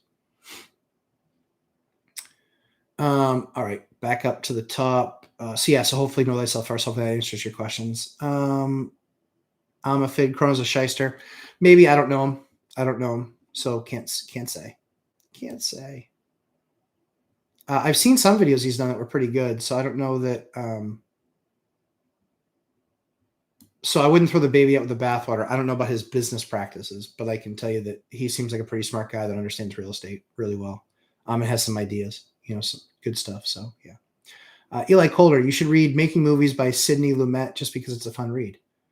Would you ever cut your beard? No. Trim it, yes. So this is the longest beard I've ever had with kids. Not that you guys care, but I would never shave it all off. So at best, it gets lopped here, and that's because previously my babies would hate it. But this one, Eliana, likes it. She likes putting her hand in it like this, just pulling on it like this, which is fine. I don't mind. And so she loves it, and she tickles her face. So she likes it. Bryn, my second daughter, hated it. So it got the treatment. Yeah. So Julie Anderson, I would not cut my beard. Amafid, would Billy Gibbons ever shave his beard? See, I don't know if Billy is like mine keeps my face warm. I do stuff outside in the cold a lot. I don't know that he does a bunch of stuff in the cold. I don't know him from Adam, so I have no idea. But I think his might be more focused on style as opposed to functionality. Mine truly is functional. Keeps my face warm. All this, let that build out. And then, yeah. I think we all know I don't care about style. Yep.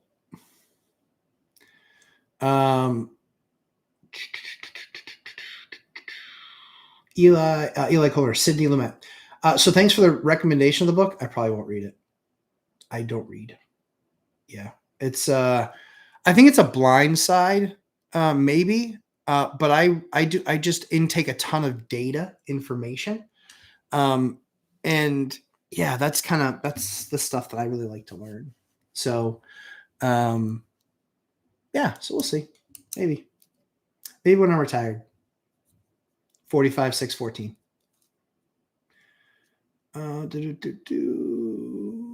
Hip Hop Silver. Is there a program or schedule you use on pre-screening tenants? So not a program, but there's just something that we use.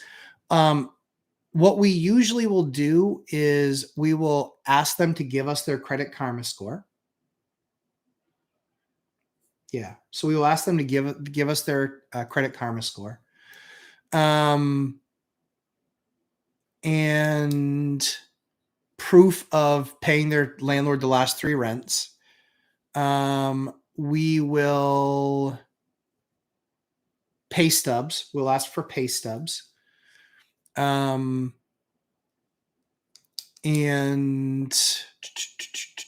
like I said, that background, the background check. A lot of people that we get are referenced, like a good tenant that we have, that we've had for a few years. Hey, this person needs a place. The other thing that too with housing is when they bring somebody into the program, they've done that research. We'll then usually do follow up, but they've done a lot of that core research that's the most important to us. So yeah, no software per se. Hemlane does that. It's really nice as part of the package. So yeah, Hemlane does that.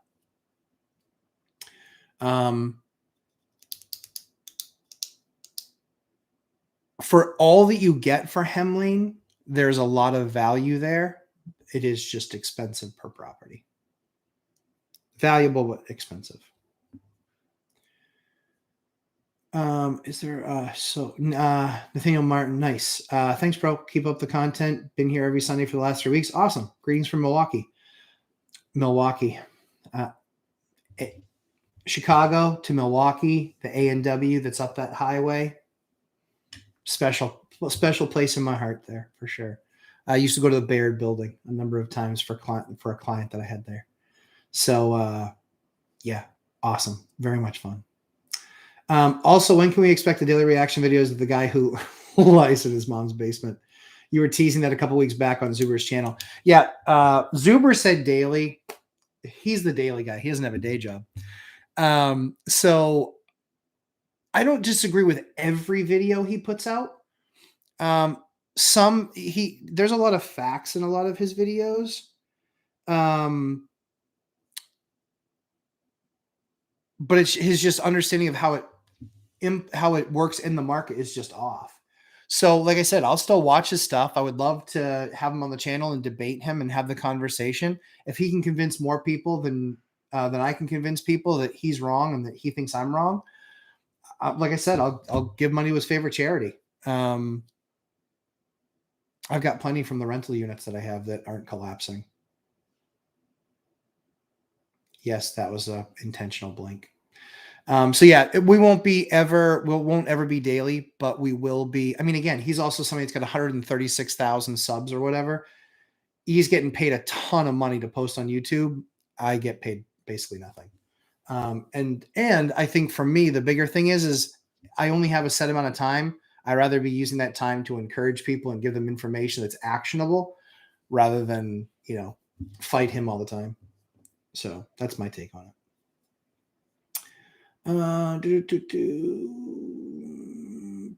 Crimson Knight. Also, Crimson Knight. All I can think of now that's all I can think of now. We'll watch your answers later. Thanks in advance. And the long-awaited floor test will happen tomorrow. I have the 22, 9mm, and 5.56. Let's see how it stands. You're shooting flooring again. So Crimson Knight, I love it. I love that you're shooting the floor. I don't plan on using any of this stuff in a hunting lodge, so I am not putting it to the test that way. Kenny Kim, thanks for your contents. Appreciate it. Are you increasing the rent annually? Yes, I am. Kenny, thanks so much. Appreciate you asking. Yeah, I largely increase rent annually. Yeah. Give me just 1 second. I got a message from my broker.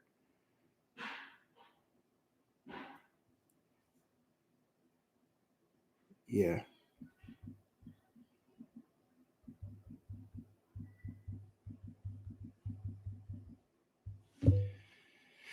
Yeah. I lost out on the deal. I just told my broker, yeah, that was my fault. It was a good deal. I missed something on the deal. 100% me. Yep. He should have pushed harder. That's what I just told him. I was like, you should have pushed harder. He laughed because I was joking. It was my fault. There was value there in that deal that I just didn't recognize, and I was just an idiot for losing that deal. So yeah, I am increasing my rents. Dion Financial Talk is a fantastic channel. He has something called the binder method. I would watch that video on his channel. So just so you guys know, I a lot of times won't do a video if Mike or Dion already have one on it, because unless I can improve upon it, you don't need to just hear me say it. So I think me personally, I'm not going to do a bunch of videos just to have my own version of it. If I can add content, if I can add something onto something, yeah, happy to do it. Yep. But yeah, I do increase rents annually. We had a bunch of them that we increased this year. And a bunch more that we're going to increase next year. Yep. Rents are going up. And largely speaking, that message is going to be, the same. Kendall, I saw what you first put in there. Dominoes starting to fall. Would love your take on that. Because like I said, and this channel is respectful. We might say goofball, weirdo, moron, idiot. We might say those things. So we're not respectful in that regard. But we are generally wanting to hear everybody's ideas. I'm not perfect. There's certainly parts of the market I could have missed. However, as a 20-year real estate investor, owning units, having monthly income, and understanding where we are in that cycle, and that we are overdue for a correction. I am more than happy to have that conversation, because I think that there are a lot of things that people don't take into consideration when looking at graphs of the past. Because this scenario is extremely unique. And so that's why I think that the correction is decently far off, unless it's attack on U.S. soil. Mike and I talk about that off camera, and that sort of thing. So yeah. Hip harp, silver, style no, stealth wealth yes. I guess so. Yeah. But now, is that the thing? Like, grow a big beard like me and Billy, so you can think we got lots of money. I'm just joking. I mean, yeah. I mean, I think that, like I said, I think it's trying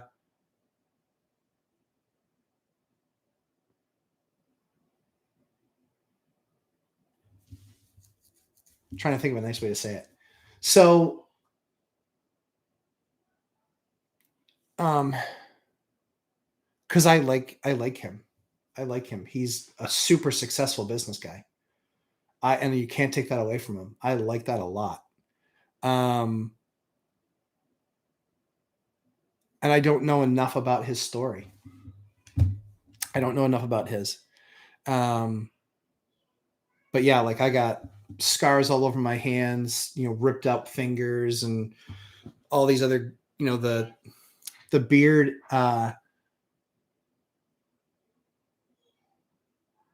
the beard / persona, I guess, is me. It's like, they're not two different things. Like, I go out in the field and I do work. I do demo. I've done all that kind of work. And so, calluses on my hands and nails in my feet, all that horrible hard stuff. So yeah. And like I said, I don't think he's been super, super successful. So I think it's whatever it takes legally, whatever it takes to get successful. If he's helped one person, and I know he's helped tens of thousands, then he's doing the right thing. He's doing the right thing. So good for him. Yeah, good for him. Some upcoming dominoes for existing moratoriums: 1 in New Jersey, 115 New York State, 131 in LA County. Do you feel these will actually lift? The Omicron is conveniently all over the news. So, Kendall, those are great points. Those are really great points. I don't think so. I think states can do it. Federal government can't do it, per the Supreme Court. And so, I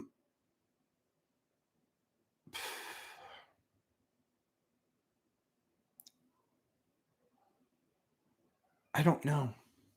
I honestly don't know. I don't know the politics. I mean, so I know that those are all very blue states. And largely speaking, the blue states have had a lot more precautionary things in line. And I say that obviously because you look at New Hampshire, Texas, Florida, those states have been very, very vocal about everything staying open. And so this is not a political channel. We're not here to talk politics. We're just here to say this is what those states have tended to do. So I don't know if they lift them. I really don't. I know that, how many more, I'd say, how many more landlords need to lose their buildings or be getting placed in default because tenants won't pay the rent. Like, there's some examples in California of, like, some tenants creating like a trust and then trying to buy the property from the owner. And if that's the case, like, okay, it's free market, but they've not paid the rent for a year and a half. So I don't know how I feel about that. So yeah, I think,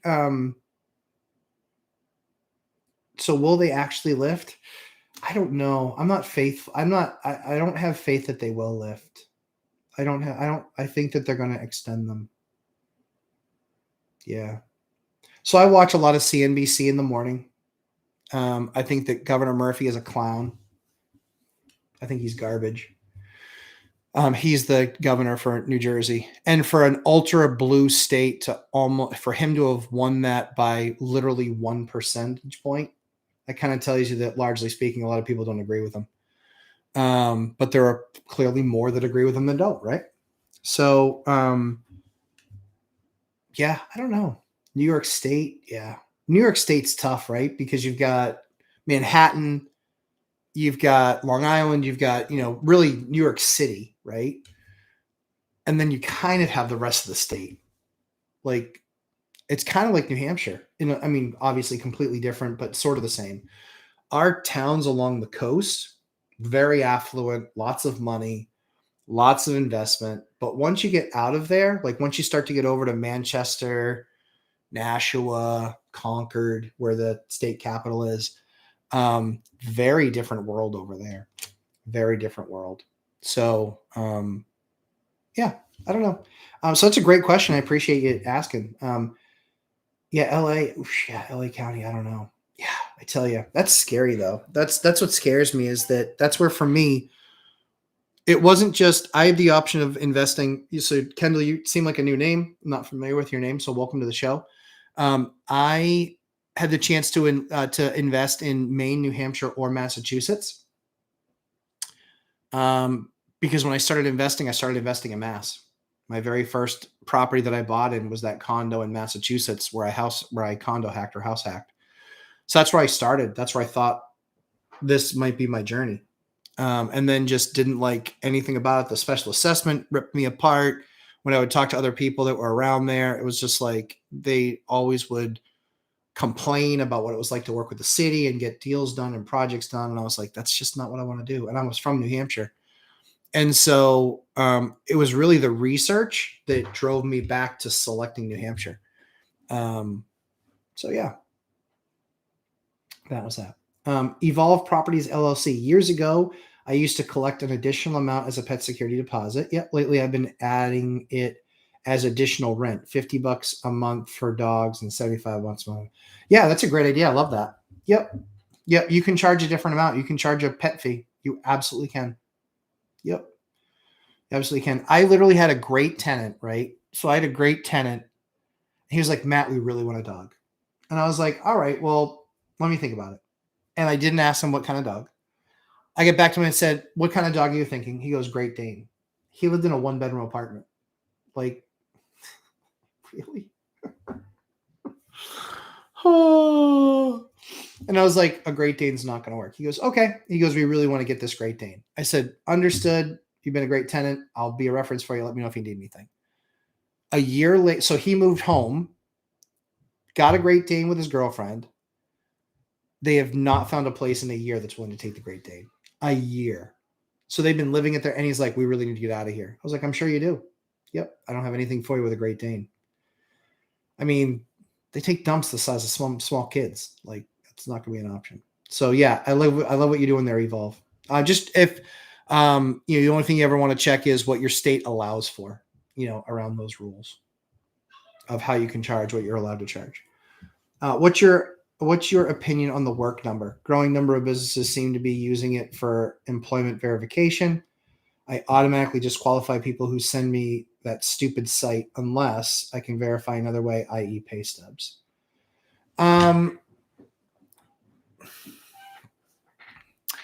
So yeah, that's why I look at the pay stubs. So for me, that completely, so I start pay stubs and then go back around the other way. So I don't start with work and then go to pay stubs. I go pay stubs and back around the other way. Yep. Because if I get, they're not going to tell you that they're going to fire the person. So so long as I get the last couple paychecks, then they still work there. And if they're commissionable or anything like that, I also look at that too. Like, does their newest month of commission be what qualifies them? Are they consistently doing that? I've worked for firms that pay commission quarterly. I've worked for ones that pay them monthly. I work for ones that pay a little bit, kind of like a base commission rate throughout the year. And then you only get crazy money when you hit accelerators. And then I've seen like an accelerator check. So usually those aren't my tenants though. Not usually. Yeah, those usually aren't my tenants. We have a lot of tenants from the base. Sorry, the shipyard. So we have tenants from that. We do get tenants from there. Yep. Pease Air Force Base used to be close enough to us. That changed, but now it's an airport. A lot of our troops coming home from overseas will land there. Yep. So yeah. Henry Lee. Hi, Henry Lee. New York State ran out of ERAP money. Do you think that would factor in if they extend the eviction moratorium? Yeah, I definitely do. Yep. Yeah, I definitely do. Interesting. I didn't realize that they ran out of ERAP money. That's crazy. Yeah. So if they did, that will definitely impact it. Yep, that will definitely impact it because I think at that point, then they're choosing. I mean, will they choose renters over landlords? Possible.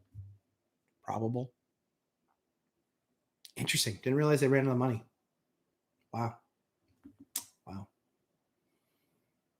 Yeah, that'll be tough to extend the moratorium if they run out of ERAP money, for sure. John Doe, hey Matt, do you have any favorite kits or procedures to permanently repair chipped or gouged porcelain bathtubs? I don't do the kits myself. I only hire a company. The company that I hire is Miracle Method. They are spectacular. Yep, I have them do tub surrounds, all of that stuff. They've done a great job. Anytime I've had a problem, which has been I've had a number of them done. So anytime I've had a problem, I have just sent them a picture like, hey, it didn't cure right or whatever. They set an appointment, get somebody over, clean it up, redo it, reshoot it, whatever they need to do. So yeah, Miracle Method. Fantastic. In fact, I'm on a first name basis with the office manager here and the local one. Emma, she's spectacular. She really is. She's amazing. She really manages that business very well. Customer service, and managing product, getting product right, getting it done, making sure it looks good. So yeah, they're a vendor that I found. I actually rented to some employees there, hard workers. They've done a good job. They've done a really good job for me. So I don't buy the kit. I only will have them do it because I've seen some of the kit work and it doesn't necessarily look the best. So they'll actually do the fills, do the repairs, then respray, and then it's guaranteed for an X amount of time. So far, I've really liked Miracle Method. How many acquisitions are Lumberjacks planning in 2022? Eli Kolner.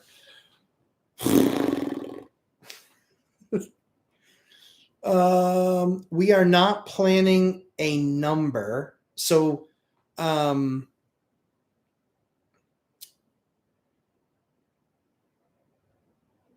we are not planning a number right now. Not right now. We haven't finished 2021 yet. Excuse me.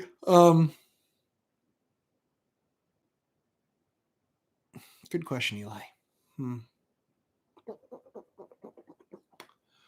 Yeah, we haven't picked a number for 2021 yet. Nope. 2022, sorry. 2021, we're going to finish, I think, at 10 or 11 buys and 3 sales and 8 refis. In 22, we're going to do 9 refis. We've got 2 deals already that are going to close in 22. And then I think we've got another set of 4 refis after we finish those deals. After we finish those projects, we'll have another 4 that we'll probably refi. So I would guess I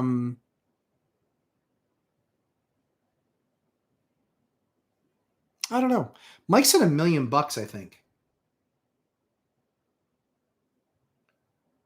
Yeah.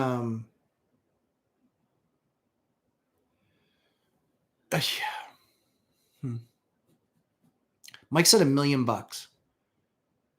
I don't see how he spends that little. I think he blows through that.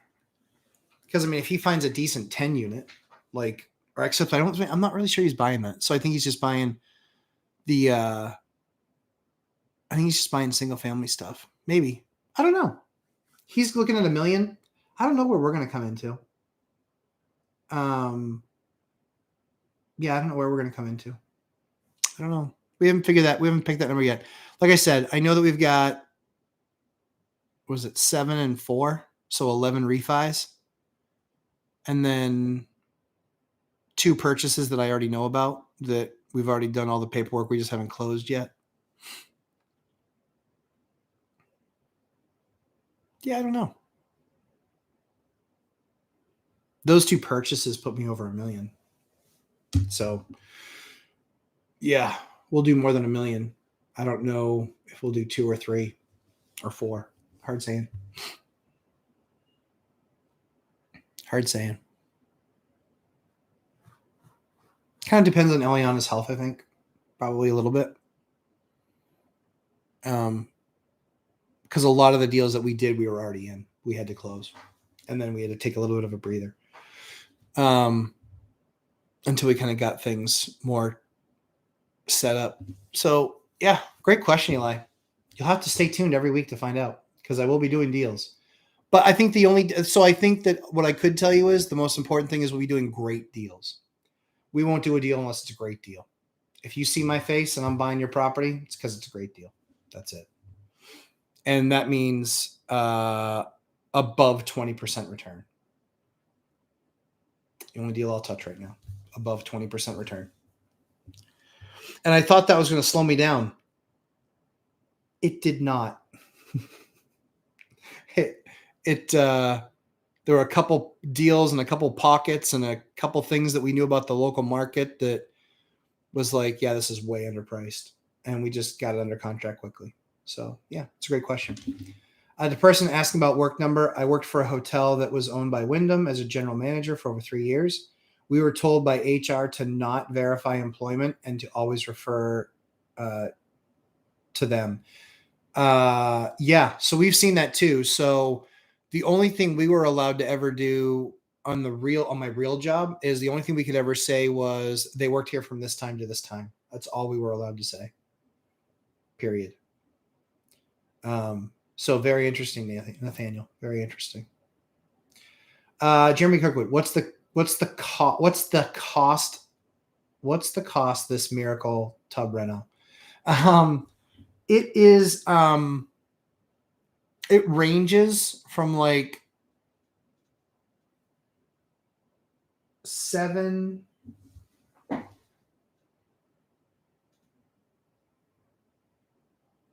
it goes. Sorry. Ranges from like 7 to 700. I think the worst one I had was probably 1,200. Maybe 600 was the lowest. So call it like 6 to 12, right in that range. And that can be repairing a porcelain tub and spraying just the tub, spraying the tub and the entire surround. Yeah. Yep. Yeah. So yeah, like 600 to 1,200 bucks, but it looks spectacular and phenomenal. Like I've literally bought a house that had a beautiful surround in perfect condition, but it was avocado. Oh, avocado.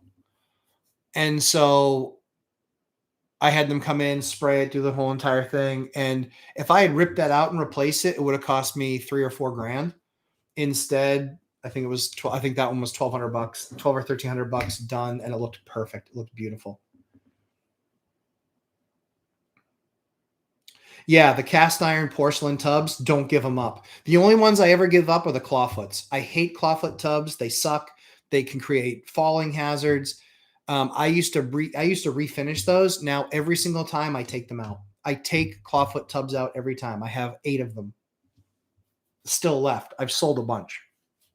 I take them out and I sell them. Yep, don't want them. Don't want them. Don't want them. Don't want them. Don't want them. Henry Lee, they closed ERAP portal around mid-November. Oh, okay. New York governor asked the Fed for additional cash. Okay, no one knows when the Fed will reallocate funds, but with Omicron, do you think they will extend it? I don't know. If I had to just, I mean, this is truly just a wild guess. I think they'll probably extend it, which is wrong, but I think they'll probably extend it.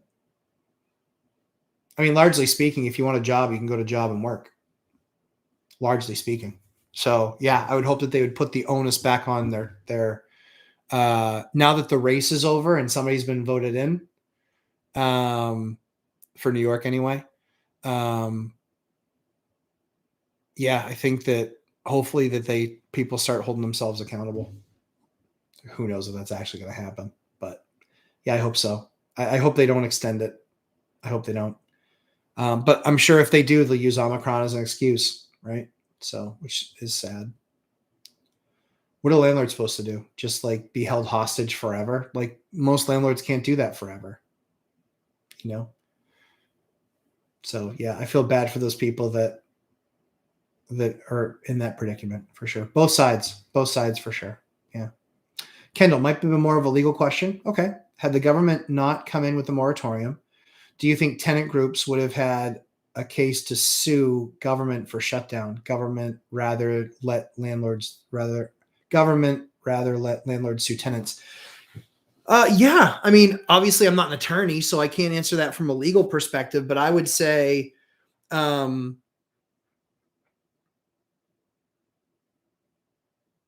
yeah, I think I would have rather have seen that, personally speaking. I would rather have seen that. I think that's really cool, actually. I think that my wife was a nurse during COVID. She was coming home to young kids and me, and she put herself at risk every day. And that's the profession she chose. And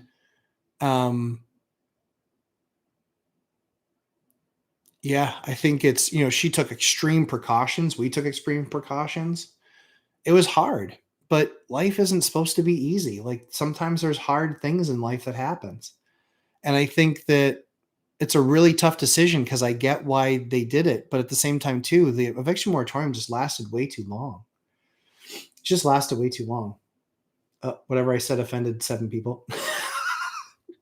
Yeah, sorry. That's just my opinion. I just think it's wrong. I think it's wrong because I think that everybody has to live up to a contract that they signed. And I think that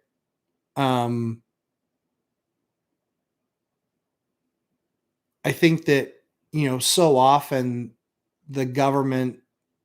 So I think that the plan, I think with what they did with the funds was good. I've received funds, I helped tenants, fill their stuff out. Totally get it. I just think that, I think that there's no easy solution. And I think that, moratoriums are tough. I think that, how do you manage a process like that though, right? How do you manage a process where you have some people that are taking advantage of the situation, some people that aren't? Like, how do you manage that, right? That's really hard. Yeah, that's really hard. I think that I was proud of New Hampshire and how they handled it. I think New Hampshire's done a really good job. They didn't extend any of the eviction moratoriums. They were fighting to get them, taken away. And so, yeah, I think that a majority, I think almost all of my tenants were working through the moratorium. We didn't charge late fees. We helped out some tenants. We helped out some of them by filling out their, doing all their paperwork for them because they couldn't really do it. So we did it all for them, and then basically prepared it to be sent on to the COVID group. Yeah, I think it's tough. I don't think there's no hard and fast answer. I think I'd love to hear what an attorney says on the matter.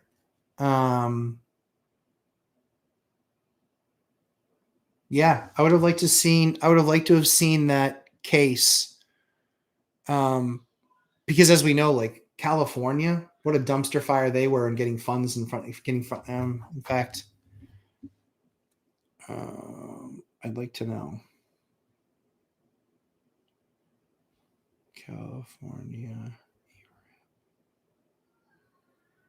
funds.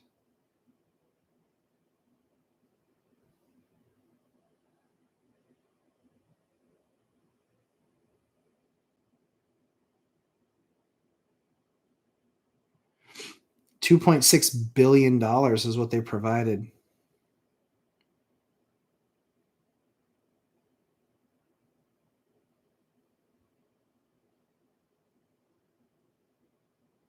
Yeah, 2.6 billion is what they allotted.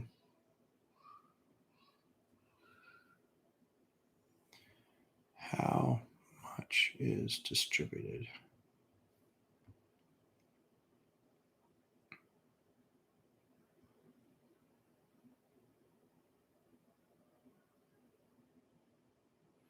Yeah, I don't know. Doesn't say. Why is it taking so long? That's one of your top 3 questions.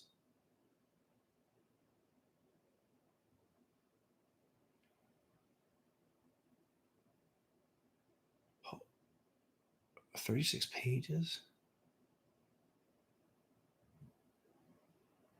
So as of 60 days ago,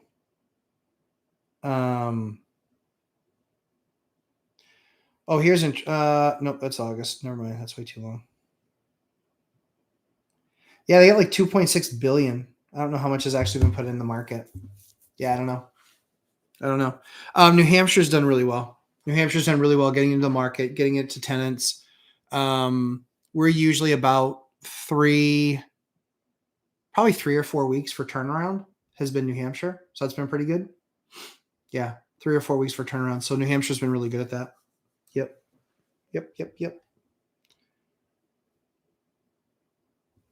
Yeah, they've been good. Evolve Properties. Do you have a plan for healthcare after you're done your W-2? I checked into Obamacare and almost fell over how expensive a family plan was. Yeah. It's being discussed now. So I don't know. We've reached out to a couple of our insurance brokers to talk to them. Obviously, we have a little bit of a unique situation with our little nugget, Eliana, going through chemo. So yeah, I don't know. I honestly don't know. I don't know. I know Mike was saying it's his biggest, it's the most expensive thing I think he pays for in his monthly nut. I think he said it was like $2,000 a month. I think that's what he said. So, yeah, I mean, I would assume ours is going to be around that. What was that number, Evolve? And what was the breakdown? What was the family plan through Obamacare? Jeremy Kirkwood, everything I buy has giant cast iron porcelain tubs, and that's helpful. Good. Yeah. Yeah, that's good. Yeah, those tubs I never rip those out. Ever. They're good forever. I get them sanded, filled, refinished. They are good forever. The only time I've ever seen one go bad is really hard water where it rusted around where the rim was, but they can actually pull that out. They can sand it. They can fill it. They can plop that piece back in. And that finish is so hard. That worked fixing it. So yeah, that was expensive, but yeah, it worked out great. So yeah, Miracle Method. They're phenomenal. They were phenomenal. I don't know if it's just reflective of my local office, but they were great.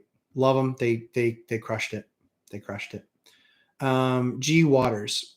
Oh, hey G Waters. We've never had you here before, but excited to have you here. And Kendall, you as well. I love all the questions, Kendall. I love it. Sorry, I haven't really been able to give you a great answer yet because I'm still trying to figure it out myself. I'm praying they don't extend. It's a nightmare. Yeah. Sorry. Especially if you're a landlord, for sure. Yeah. The worst tenants that I've ever had were 2 that basically stopped paying because they said, we don't have to. I was like, that's not what the rule is. You do have to pay. You are responsible for it. You are. Yep. Kendall, ERAP system seems to be a convenient political stalling tactic. Yeah, ain't that the truth? Seems if country had greatest vaccine campaign in world history, they can implement and distribute funds to needy landlords, renters, but did not. You're killing me. Kendall, every time I answer one of your questions, I watch 10 people leave. Yeah, I mean, I think that, yeah, I don't disagree. I mean, that's why I think that New Hampshire's done a really good job. I can't speak for other states. I can speak for my state. I can speak for my state that they've done an excellent job. I've talked to other landlords. You know, we had a couple that flat out weren't paying and could. We did have 3 or 4 that were paying, lost their jobs, and we then didn't charge them late fees. We then worked with them to fill out all the paperwork. And at that point, it was in the throes of it, and it probably took 4 or 5 weeks. So I think our state did a really, really good job. I'm really proud of, what our state did, and really proud to work with those folks. They were excellent. They were just really good, and they were absolutely inundated. I can tell you there was so much burnout there, because I know that we just recently helped a tenant. And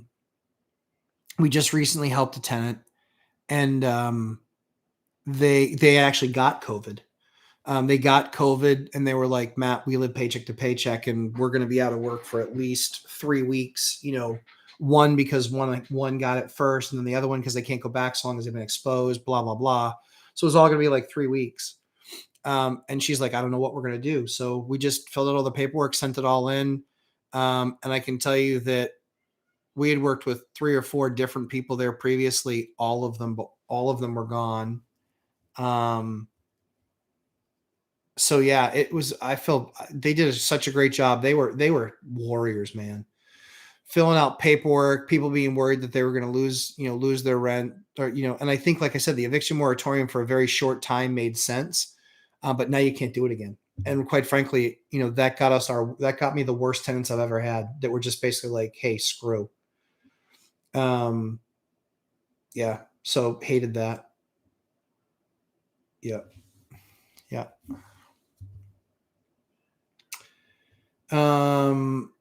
Henry Lee, do you think Biden can enact another federal eviction ban using Omicron, even though SCOTUS knocked it down? Nope.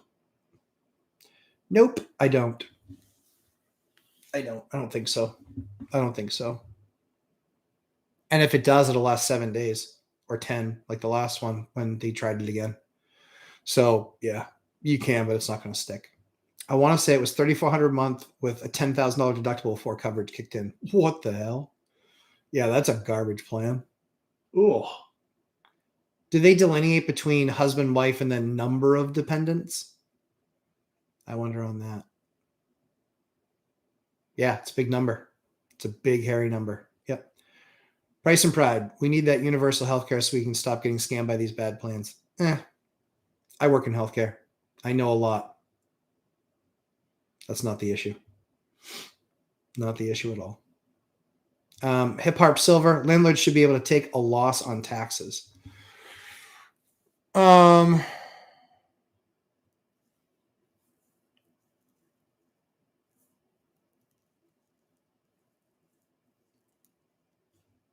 Hip Harp Silver. Explain more. I'm interested. Let's further dialogue that. Eli Kolner, do you intend to syndicate your deals in retirement? No. If your returns are legit, investors will be lining up. No joke. Yeah, no joke. No, I don't want to syndicate. Nope. No. The only thing that we would do is owner finance. We would owner finance them. I don't think that's going to be the case, though. Yeah, I don't think that'll be the case. It really depends on how big we are. I mean, here's the thing. So I'm 44 now.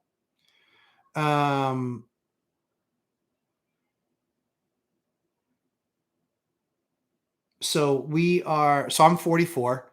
Kind of the version of retirement, right? Like in a year or so, I'll be retired from a W-2.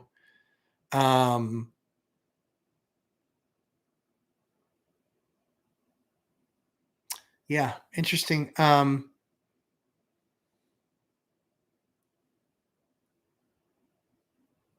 Probably not. I think we've got 3 kids now already. They're young. I'll probably keep working it and just building up the infrastructure around me. to continue to grow is my guess. But I don't know.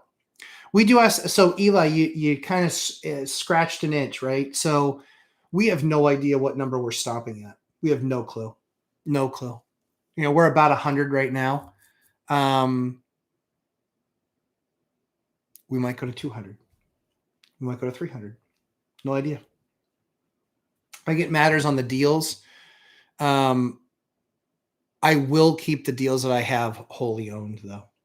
I've built that up over 20 years.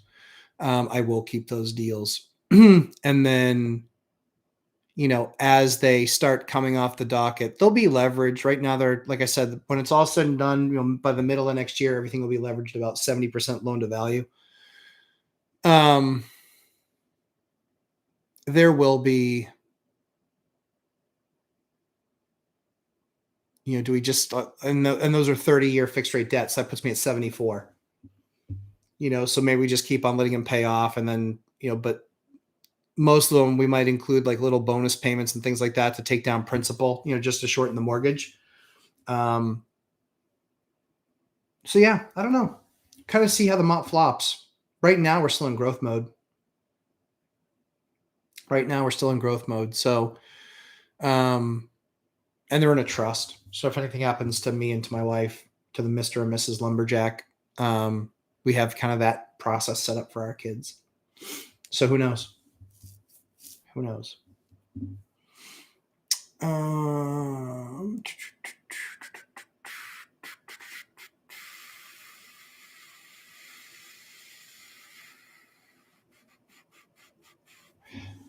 Jarrah Spry. Sorry, I had to find my place. Jarrah Spry. I'm a big fan. Hey, thanks, man. Appreciate that. That's awesome. I appreciate that. You guys are who I do it for. If I wanted to be famous, I suck at it. I X'd out. I X'd out before studying it more. Okay, yeah. I have coverage through my W-2, so I'll just keep on working with my conclusion.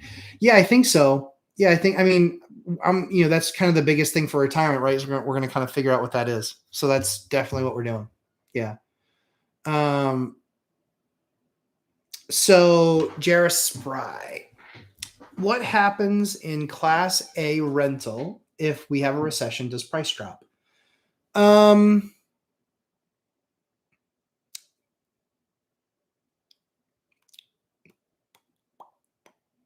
Probably. I think that, or at least stays flat. A lot of those big buildings, big multifamilies, they need to be making, that stuff goes rampant through a property, right? Oh yeah, they just cut my rent $100. Well, then it's people protesting about cutting rent and blah, blah, blah, blah, blah. So I think that it probably goes flat is my guess. Yep. So yeah, I would say it probably dips a bit. The issue is that, so here's what I like. I like value properties. So what I like is I have a property that is, let's say a 2-bedroom, $1,600 a month, but the higher end units are $2,400 a month. Well, if those people if they lose their jobs, right, they might have a little bit to live on, but then, what does that look like for them getting out of that lease? I think what it does is I think it will start to change the mentality of people. And this is a slow conversion, right? But I think it starts to change the people's mentality of, I think it starts to change the people's mentality of living on less, depending on how bad the recession is. I think we'll have a recession. We'll definitely, things will correct. They're not going to correct 40 or 50% or even 30. Like a crash is, I think, anything over 20%. So I don't think the housing market crashes over 20%. I think at best this coming year, I think it slows. We still need to build up a ton of inventory. We're still at like 1,300,000, 1,400,000 homes. Like a normal market has 3.5. It's just, so many people that have gotten into the game don't understand that houses used to take 4 to 6 months to sell, and now they take 7 days. And that's the difference. That's a huge difference. So I think you will. So usually what ends up happening is prices stabilize instead of going up so fast, and then crap stays on the market. The good stuff still flies off. For us right now, still the crap flies off the market. Usually in my market, there are 40 multifamilies for sale, which is 2 to 4 unit. I think right now there are 3 or 4. So we're working with 10% the amount of inventory we usually have. It's pretty small. So yeah. So I think the price flattens, maybe goes down a little bit, but the nice thing is the Class A stuff can't get down to my number and still make money. I can. So I still have pricing pressure to the upside.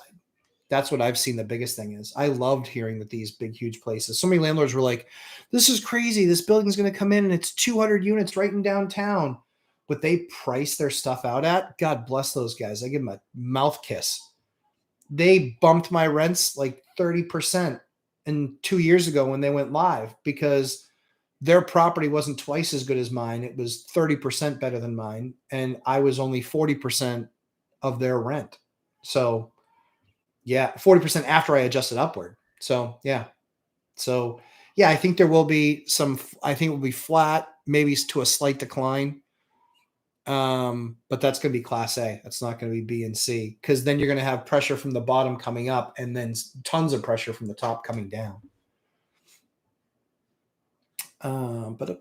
Hip Hop Silver example: a renter that said that you cannot evict on me for 7 months straight, lost $4,500. They were getting unemployment and bought a new car during that time.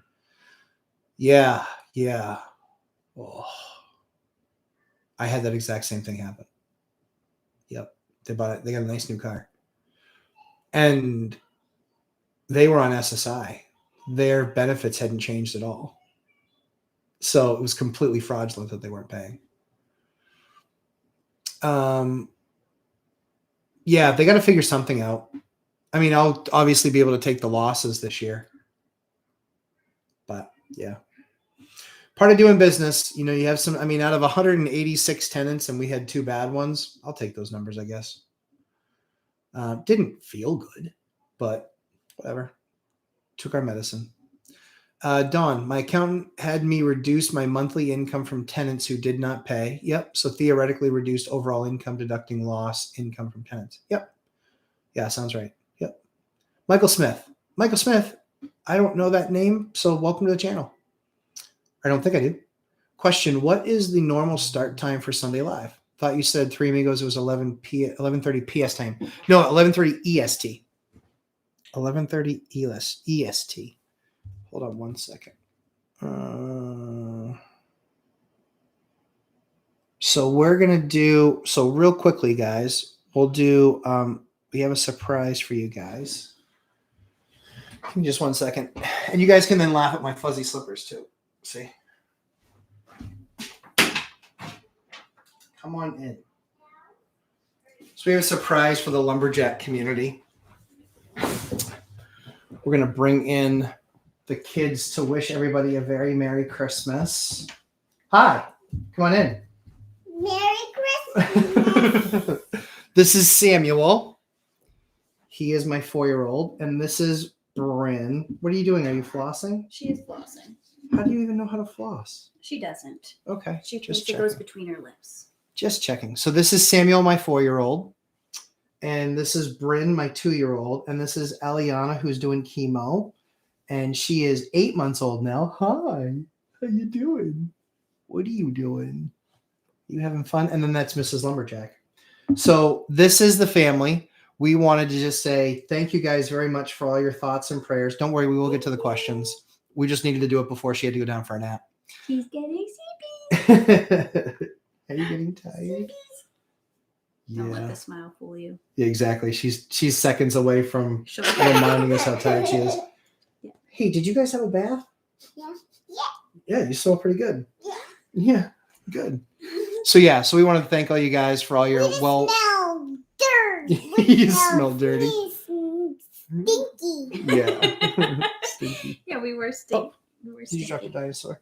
So yeah, so we wanted to thank you guys very much for all your thoughts and prayers. We are going to answer. I am going to answer all these questions. Just had to make sure that these guys could do naps. Are you waving bye-bye? Say bye-bye. Oh, so cute. Good job. Bye-bye. Hi, honey. Bye-bye. Okay. Yeah. So All thank you very much. You guys have a right. very Merry Christmas. Again, we're not going anywhere. I will be answering questions, but have a very Merry Christmas and Happy Hanukkah and Happy Kwanzaa and all that stuff. And I'll let you guys go play. Merry Christmas. All right. Bye, guys. Yes. So those are the kids.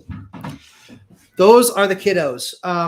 So yeah. So you guys have been a big part of our life the last 7 months. I mean, it was kind of interesting having a daughter diagnosed with a really rare cancer in September. It just, Ashley and I had talked about it. And we were like, yep, this is still an important thing that we should do just to continue to help people. And so you guys have been awesome. Supporting our family, supporting Ashley when she's been in the hospital. So you guys know she goes to the hospital. I stay at home with the kids, with the other two, work my W-2 job, manage all the properties. And we literally we talk when the baby's sleeping just to try and manage stuff. And so it's been a tough season, but we're very blessed and super blessed to have you guys. So thank you for all your prayers and all your support. And now back to the questions. But yeah, thanks guys. Appreciate you. So Michael Smith, so appreciate you showing up. What is the normal start time? Yeah. So 11 a.m. 11:30 a.m. Eastern time. Eastern time is the normal start time. 11:30 a.m. Eastern time. Yep. Question. Do you ever go after a tenant for back rent and legal fees? Yep. Or do you have a scenario currently and how do you plan to handle? Yes, I do. Yes, I will. And yes. Yep, I do. And the reason that I do that, it's going to be corny. You guys are going to think that I'm a goofball, but sorry, just way I'm programmed. I don't believe that people that intentionally try to financially hurt me, they didn't lose their jobs. So if you've lost your job, if that thing kind of happens, then we work something out with you. We work something out with you because we get that life happens. That's life. We get it happens sometimes, right? And we would hope that somebody else would show us grace too. If you did not lose your job and you just decided to stop paying, you decided to stop throwing out your trash, you decided to be a nuisance to the neighbors, you decided to, park your car in a weird way that other people couldn't get into their spaces, to where you're creating headaches for me, headaches for the other neighbors. Yeah, bet your ass I'll spend the money. Yep, I will spend the money.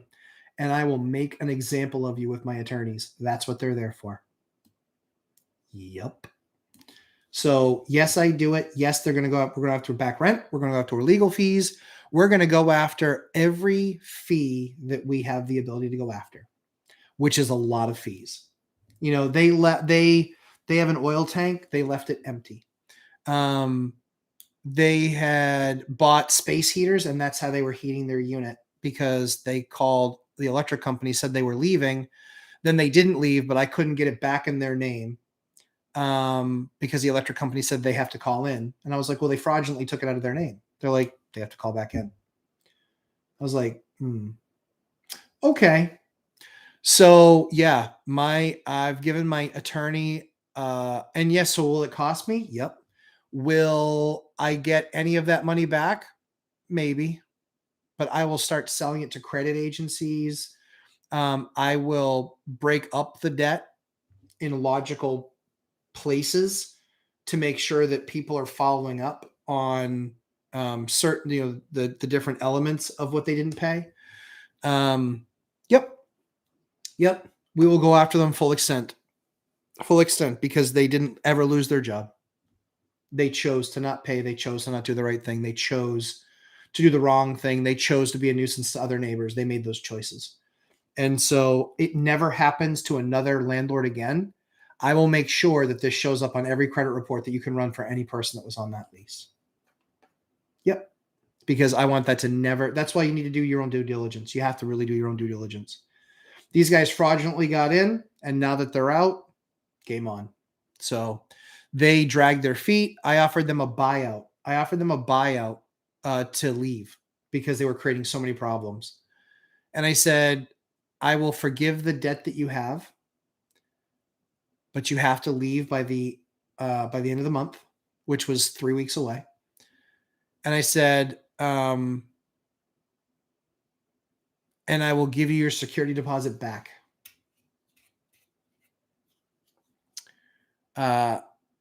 They said, here's our counteroffer.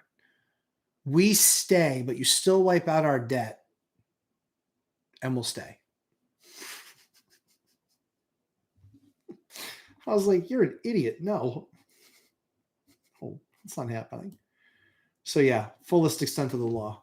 Yep. I will spend the money because it's not going to happen to me again. I will spend the money to make sure it doesn't happen to another landlord because they are professional tenants. And so I will make sure that if their landlord does any due diligence, they will find that they were a bad tenant and that they were evicted and that they have thousands and thousands, that they have horrible credit, a massive judgment against them. I will spend the money to get that. Yep. I absolutely will. 100% I will. Yep. Without a doubt.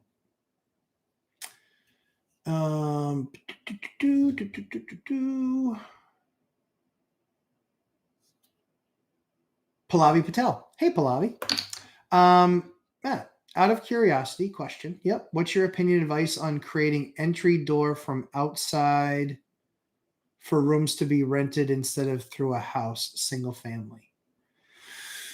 I would definitely check with zoning, make sure it's legal to do it. I don't like doing illegal things.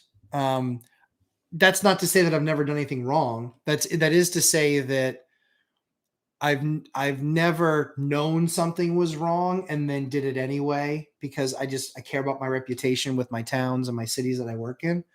I'm not saying that you're doing that. I would definitely look first at zoning if it's allowed. If it is allowed, then yeah, it's fairly straightforward. From a construction perspective, you basically cut into the wall, put in a header, and put in an exterior door, and then you just have to have obviously proper code for stairs and that sort of stuff. So yeah, the construction side is the easy side. It's the zoning part of it that's the toughest. Yep. REI trainer. Hey, Mr. Lumberjack. Hey, sorry I'm late to the party. That's all right. I had to start without you. I love it when you're here, but I had to start without you. Would you have or have you ever purchased a portfolio of properties if you could get a blanket loan on them, and how would this ideally look for you? So I have never bought a portfolio of properties at one time. I've bought multiple properties from the same seller on different occasions. A lot of questions. So love it. Hope you can do it. I believe that the most important thing is the rate on the debt. And just generally speaking, the terms. It really depends on the properties too, because do they all need a bunch of work? Are they all in pretty good shape? So if I had to, I'm doing a blanket loan on, I don't know what the amount is. It 7, I think. So 7 loans are going into one blanket loan, and we're doing them all at once. It will save me a ton on closing costs. It will save me a ton on everything except for the appraisals. So it will save me a ton. Yep. So we're doing that. And so, yeah. So how would ideally this look for you? It would be somebody, I would love somebody to bring me a portfolio. I haven't found anybody that's not true. I had a portfolio that I was looking at. It was 54 units. It was just a massive portfolio. It was just overpriced. All the units needed a ton of work. He was a slumlord. So in saying yes to his number, I was actually saying yes to like another $1.5 million worth of work. And it just was too much. It wasn't, at that point, it wasn't that worth that. But for me, it would be just looking at the properties, like if somebody were to take over my portfolio, they're getting, 80% of them at this point, because we acquired so many this year, 80% of them have new boilers, new roofs, have been completely rehabbed. Like, you're getting a very valuable asset that's not going to need work for quite some time. So I would love it if that ever happened. I would get a blanket loan on them if your bank was willing to do it. And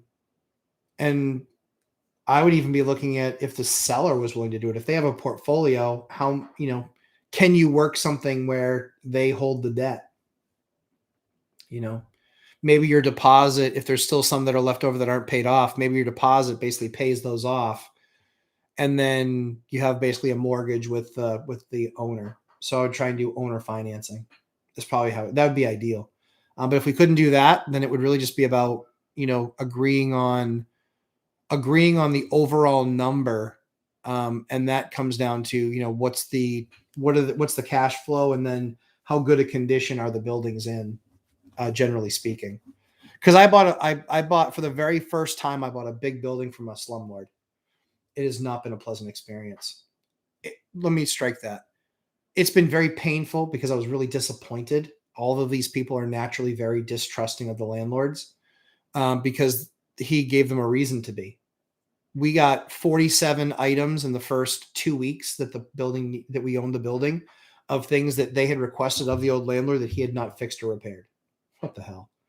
We did 28 of those things week one. Week one, after we got the list, we did 28 of those things. Since then, we've kind of picked off a couple here and there, because the ones that we were picking off were stuff that we had to order stuff, and it was taking time for it to come in. There's still maybe a half a dozen items left. But we have temporary fixes until we can fix them in the spring, because it was just too cold here to do them. So that would be how I would take it. Michael Smith, question: how often do you buy and add rooms to a house? Convert living room, convert third garage. What is your goal for that conversion? Great question, Michael. Michael, you're on fire. I love it. Good questions. How often do you buy and add rooms? I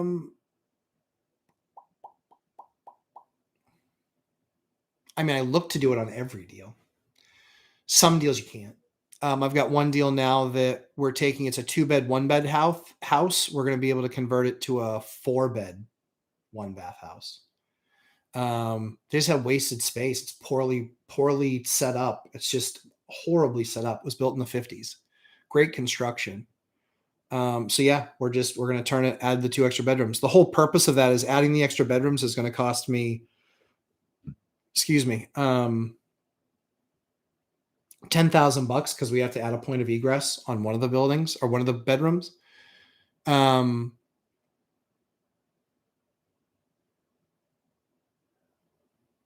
So yeah, it'll cost me like 10 grand, but it's going to, the rent on that building, instead of the rent on that house, as a 2-bedroom house, it would rent out for probably $2,000 a month. As a 4-bedroom house, it probably rents out for $3,200 a month.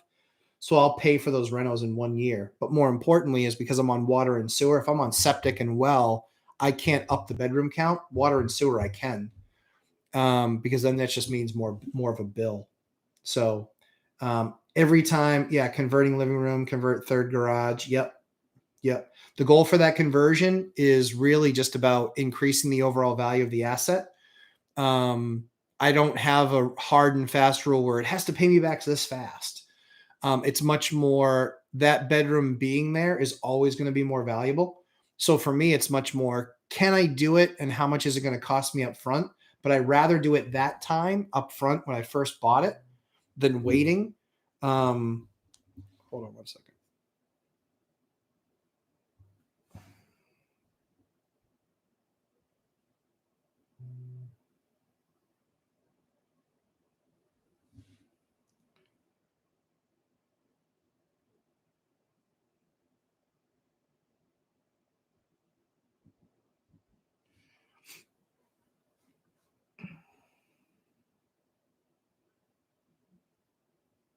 Hold on, landlord issue.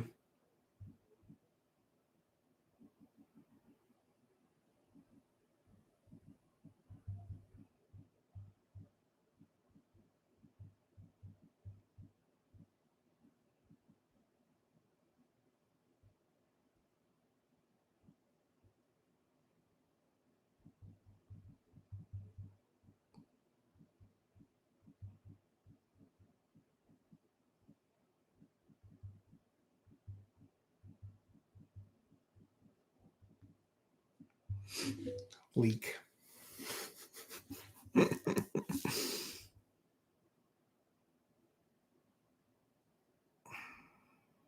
One second.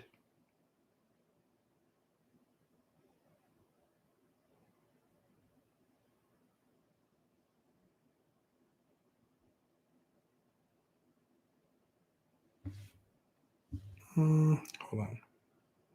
1 second. Here we go.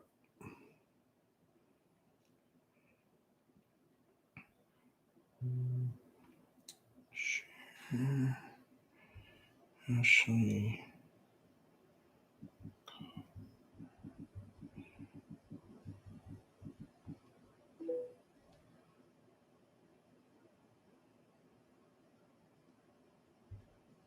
Okay. Sorry, guys. Thanks for your patience. Appreciate that. Had a leak. So I would look at, as far as like adding rooms. Yeah, I would look at adding rooms, garage, depending on what you've seen in the area. Yeah. So it really depends on the per property, but I am always looking to do that and make that change. Cool.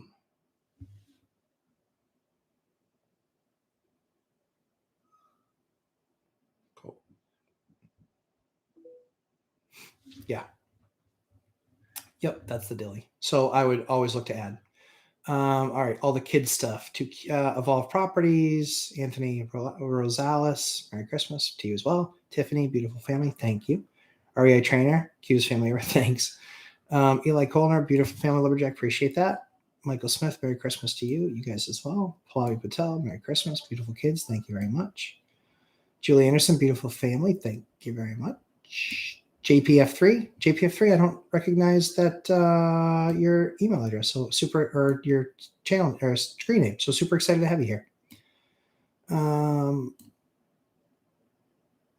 Okay. Nuts. That wasn't the answer that I wanted from that other contractor. Son of a. Oh, he's supposed to be done today, and now he's like not gonna be done until Wednesday. I'm like, oh, I have flooring guys coming. I gotta push them off. I gotta find another thing for them to do. Okay, whatever. I'll figure it out. Always do. So yeah, thanks for the well wishes for the family. To you guys certainly as well. Scott Coleman, your efforts on YouTube channel are invaluable, and I thank you. Blessings to your family. Hey, thanks, Scott. I appreciate that. Yeah, we'll keep on putting out content. Just trying to help people. We believe that we want to help Michael get to his goal. He has the time to do the cards and do a lot of the things that it takes to really build a business, if you will. The business of helping people. And so I'm happy to support any of that, however I can. So yeah. So I'm glad to be a part of the mission for sure. Michael Smith, question, what's your W-2 job? Can you work remote? Yes. I'm semi-retired. In your opinion, is there a better W-2 job with flexibility and lifestyle fit for landlording? So great question. Yes, I work from home. That was by design. I picked a company. So I left some money on the table, but I picked a company that said, we're a remote operation. This is how we want things set up. And they were that in the late 2000s. Yep. They just said, we want to put all the money into employees and product. We're not interested in owning buildings. And so that we have worked with collaboration technologies for a very long time. So very forward thinking of our company. And that was one of the things I liked about it. So for me, it was, I left some money on the table. So I made it somewhere else. So I hear my wife on the phone. Hold on 1 second.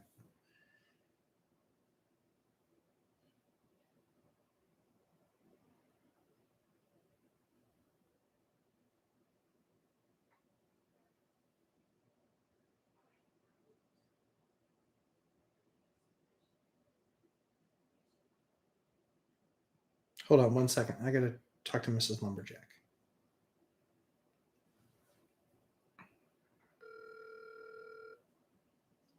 Hi, I'm just calling you from the live stream room. What's up? Pretty significant leak at 1.5. Okay. Coming from second floor bathroom into the kitchen. Their kitchen light is filled with water in the ceiling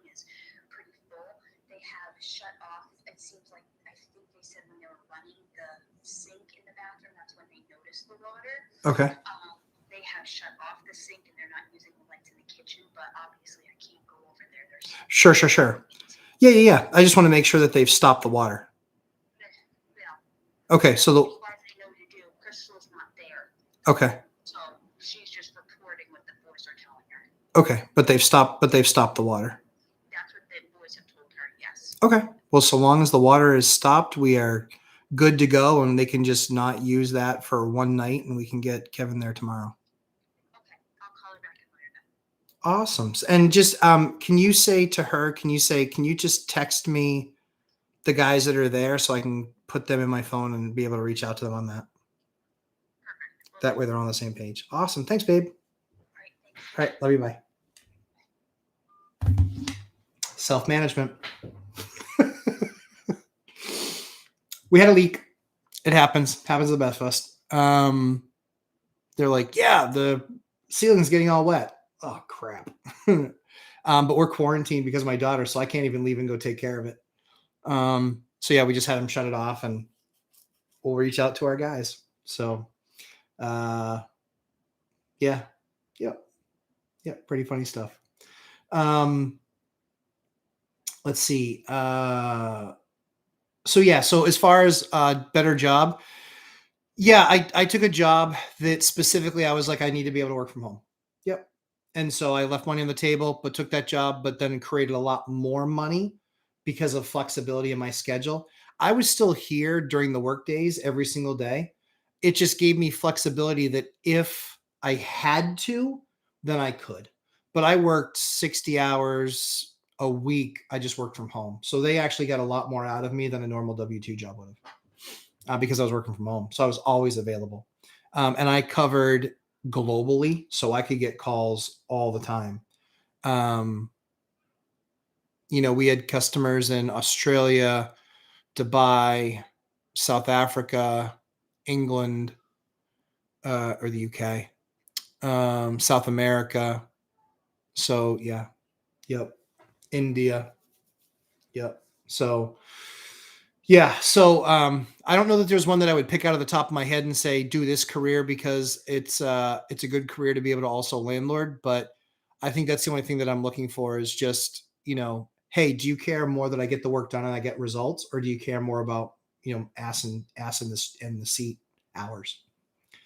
But prepare to get that no a lot. I think it's much different now. Like think about for us, it was 10 years ago. Or 12 years ago, that was not a thing. That was, working from home all the time, not a thing. Now it's much more of a thing. So, but some companies don't have a stomach for that and others do.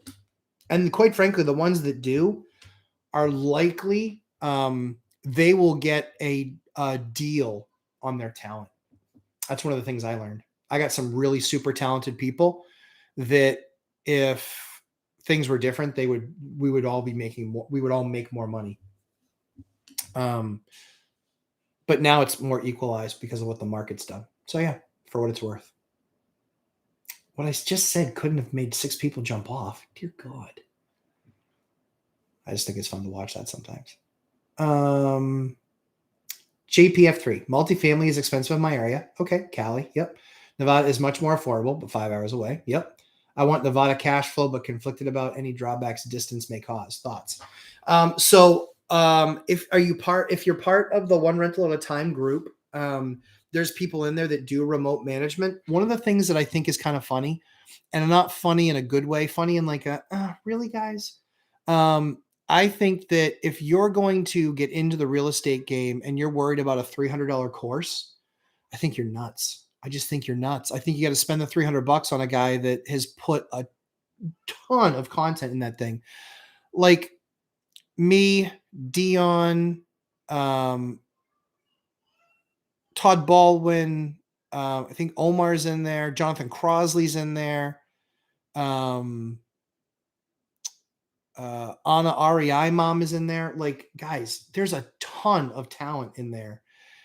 And there's like over 90 hours of content. Like, I think if you're going to make a decision and the reason I mention that is because managing remotely, managing from afar, I don't know the first thing about it. Everything well, actually I do. I did, and I quit. I sold those properties because and they were only an hour away, hour and 15 minutes away.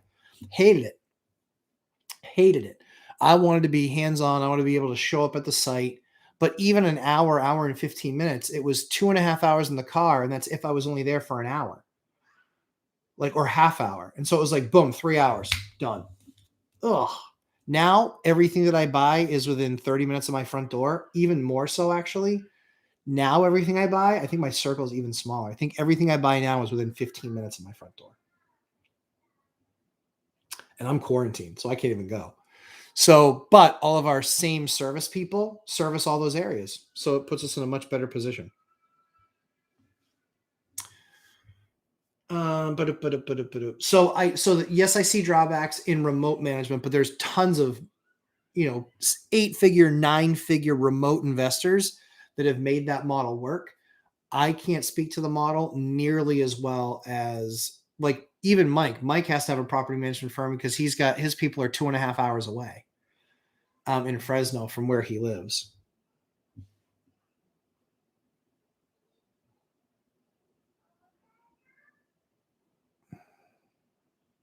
Perfect. So yeah. Yep. So I would watch his course. It's $300. Like, it could save you from making tens of thousands of dollars of mistakes and, not just evaluation of the right market, but I would look at that. Yep. I would definitely,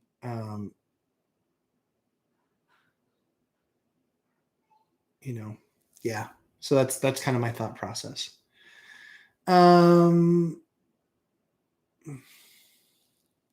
Eli Holner, quick set deadbolt rekey, easy DIY, or hire it out. Do it yourself. Do it yourself. You can do it. You can do it. Not that hard. There's instructions, and if not, they're online.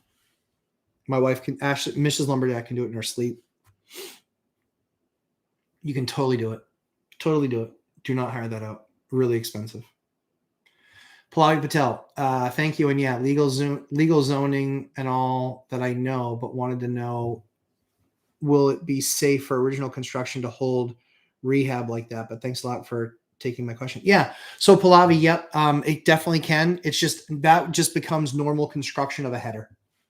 And again, your construction guy can do it wrong and create a problem. But largely speaking, it is, I open up the wall from the inside. So remove the sheetrock, figure out what, where I want the door. Because I've put obviously added doors, exterior doors to houses before, but I do it from the inside out. So I do it from the inside, see everything, see the stud structure. And then I'll usually build like temporary walls on the sides to actually hold the floor up. That way I put in a non-pressured header. And then I build in my header and based on what size I want. And a lot of times it's as simple as, if there's 16 on center, right? You knock out that center header or you knock out that center stud, and now you've got a 32-inch door opening. And then you get a 32-inch door. So that's what I do. Yep.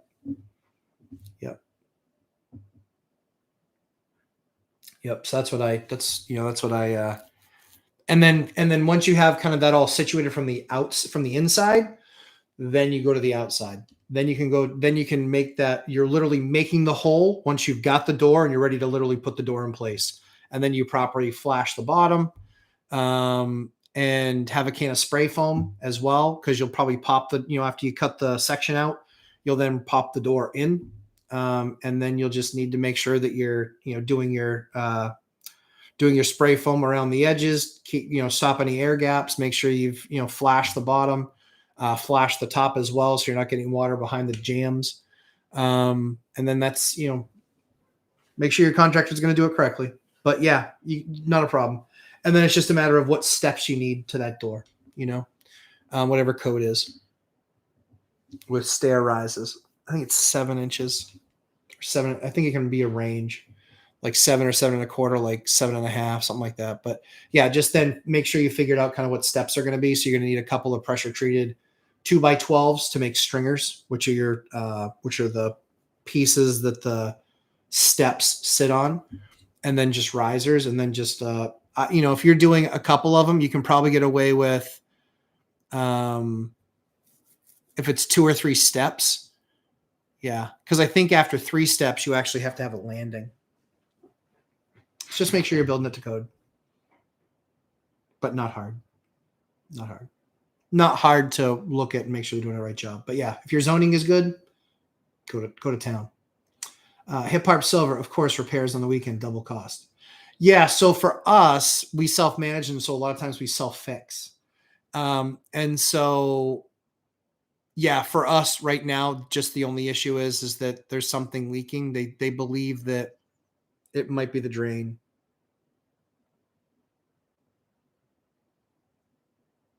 It might be the drain. It might not be the drain. Don't know. It might be the feed line. The good news is they shut the water off to that line, so we're good. We'll get somebody there tomorrow, and we'll fix it. Fix it on up. Yay, yes. But yeah, Hip Hop Silver, yeah, of course it's on the weekend. You know when people run out of hot, you know when people run out of heat?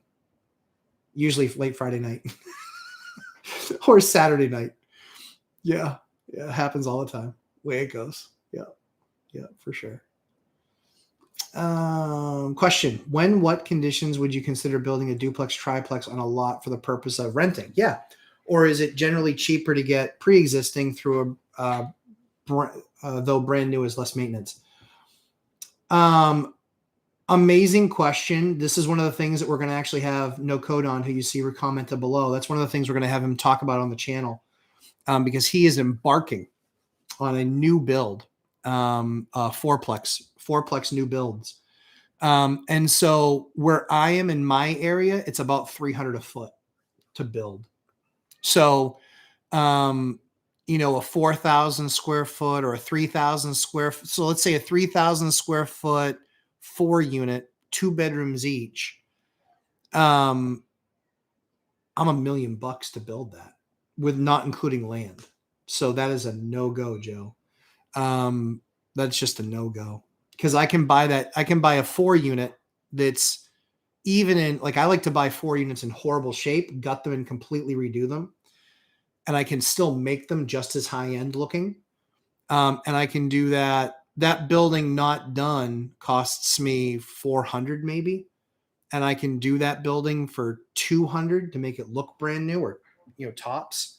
So that I'm 600 into that building, much better cost basis. So the construction isn't as new, but the feel is exactly the same. That's what I prefer to do. Yeah, that's what I prefer to do.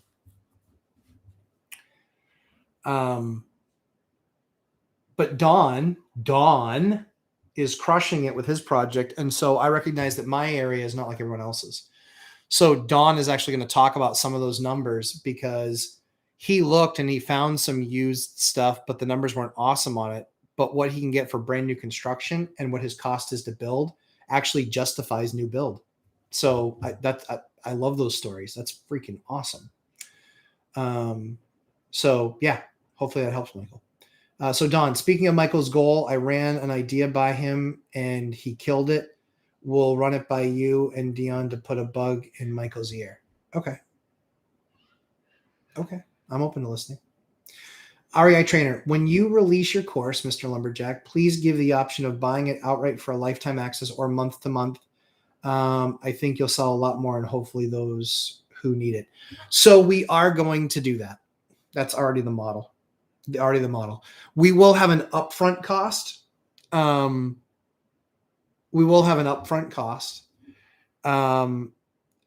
then we will have like an annual membership.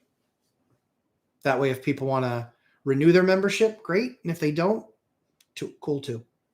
That way they can maintain the investment that they got. Hold on one second.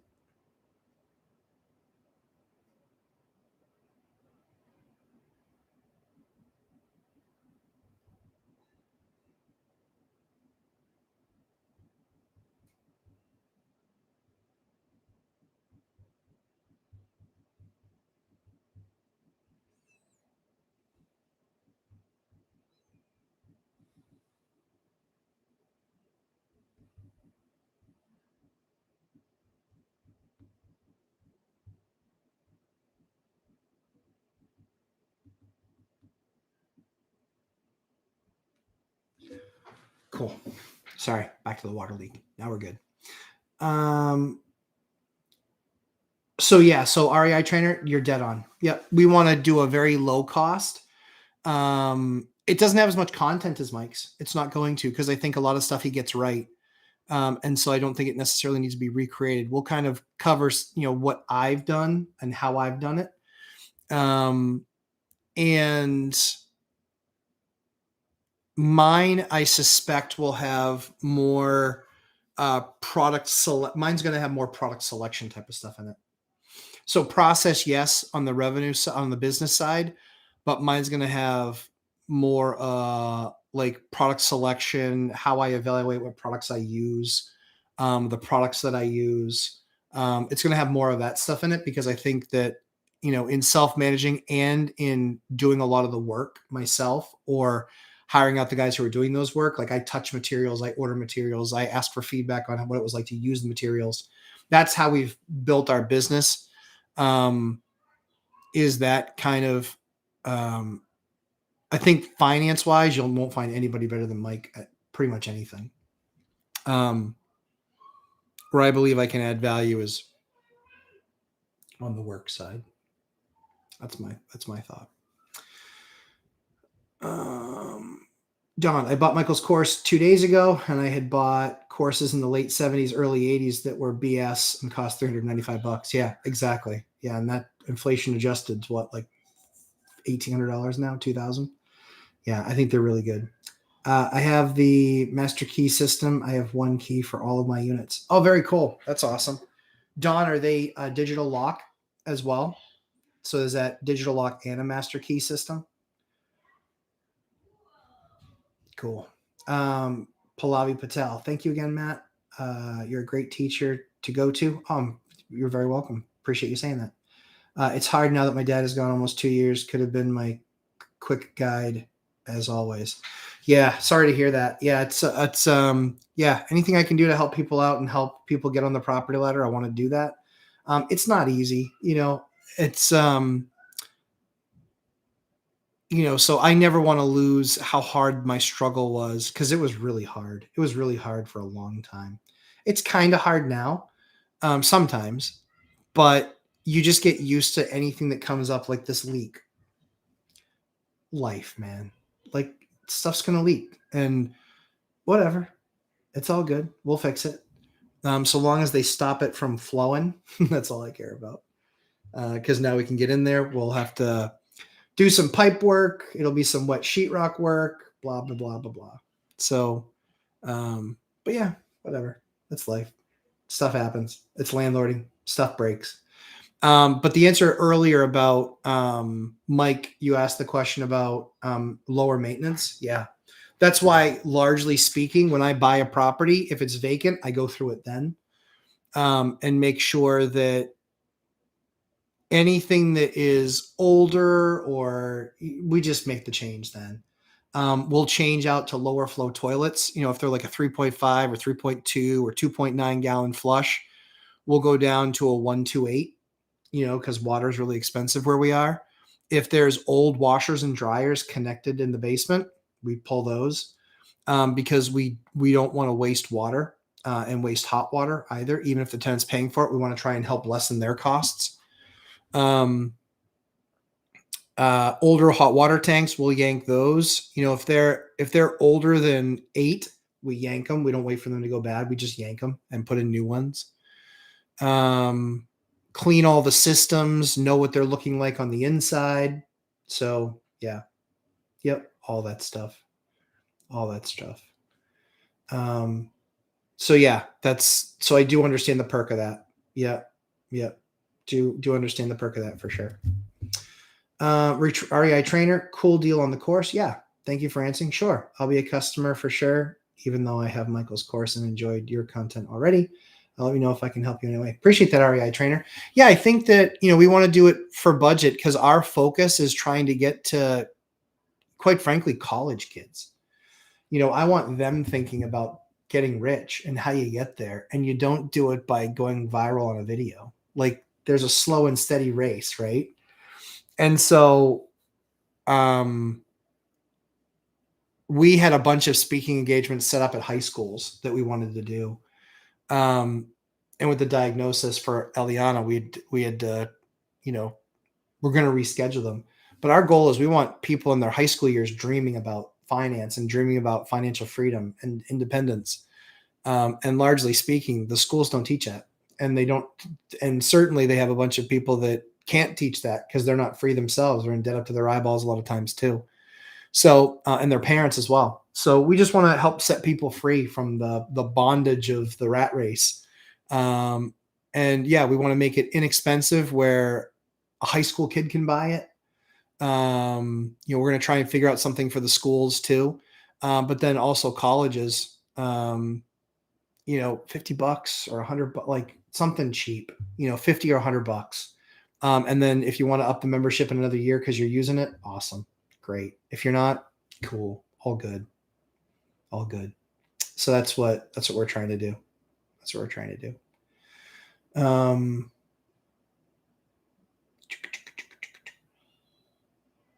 Michael Smith, great show, Lumberjack. Hey, appreciate that. Saw you on Winter all the time and wanted to listen. How can I pray for you this week? Hey, Michael, appreciate that. Honestly, just for for our daughter, we're good. We're very blessed. We really are. We're just praying she has results coming the first week of January. So we're just praying for a clean X-ray and a clean MRI where they don't see any more cancer. We had our first miracle in November when her results did come back clean, which totally just, is enough to stop you in your tracks. It's a miracle because the chemo doesn't work that fast. It just doesn't. So we're just really blessed to have had the staff that we've had, the medicine that she has. Our prayer is just that we continue to walk in the miraculous, that she gets better and has a story to talk about for the rest of her life. I told Samuel and Bryn, I said, when Bryn gets better, when Eliana gets better and you guys get older, she's going to be able to tell you to stop crying. She's going to beat cancer and, bone cancer, liver cancer, and kidney cancer. You kind of can't really cry about anything when you beat those. So yeah. So I think it's, I think so. So I appreciate you asking, Michael, but that's how we would, that's what we're looking for. So, Don, no. Yeah. So we have all digital. We have to be digital. We got to be digital. People losing keys and not keeping track of keys, or even if we threatened to give, we would have in the lease that they'd pay $150 key fee or something like that. I just don't want keys out there. And so the digital thing completely eliminates that, because as soon as they leave, I wipe the code and they don't have a regular key. So I just wipe the code, and that has been awesome. It's been awesome. It's made my life so much easier in not collecting keys anymore, not having to manage any of that stuff. Life is so much easier from a landlord perspective doing that. So I love it. Yeah, I love it. Dion, Financial Talk Freedom. Have a full week of awesome. Smash those like buttons. Thanks, Dion, for always. He's always so good like that. Yeah, if you're here and we answered any of your questions, or we're not going to ask you, give me $5. I don't want it. But if you just hit the like button, that's fine. Some people charge $5 for their opinion. Some people.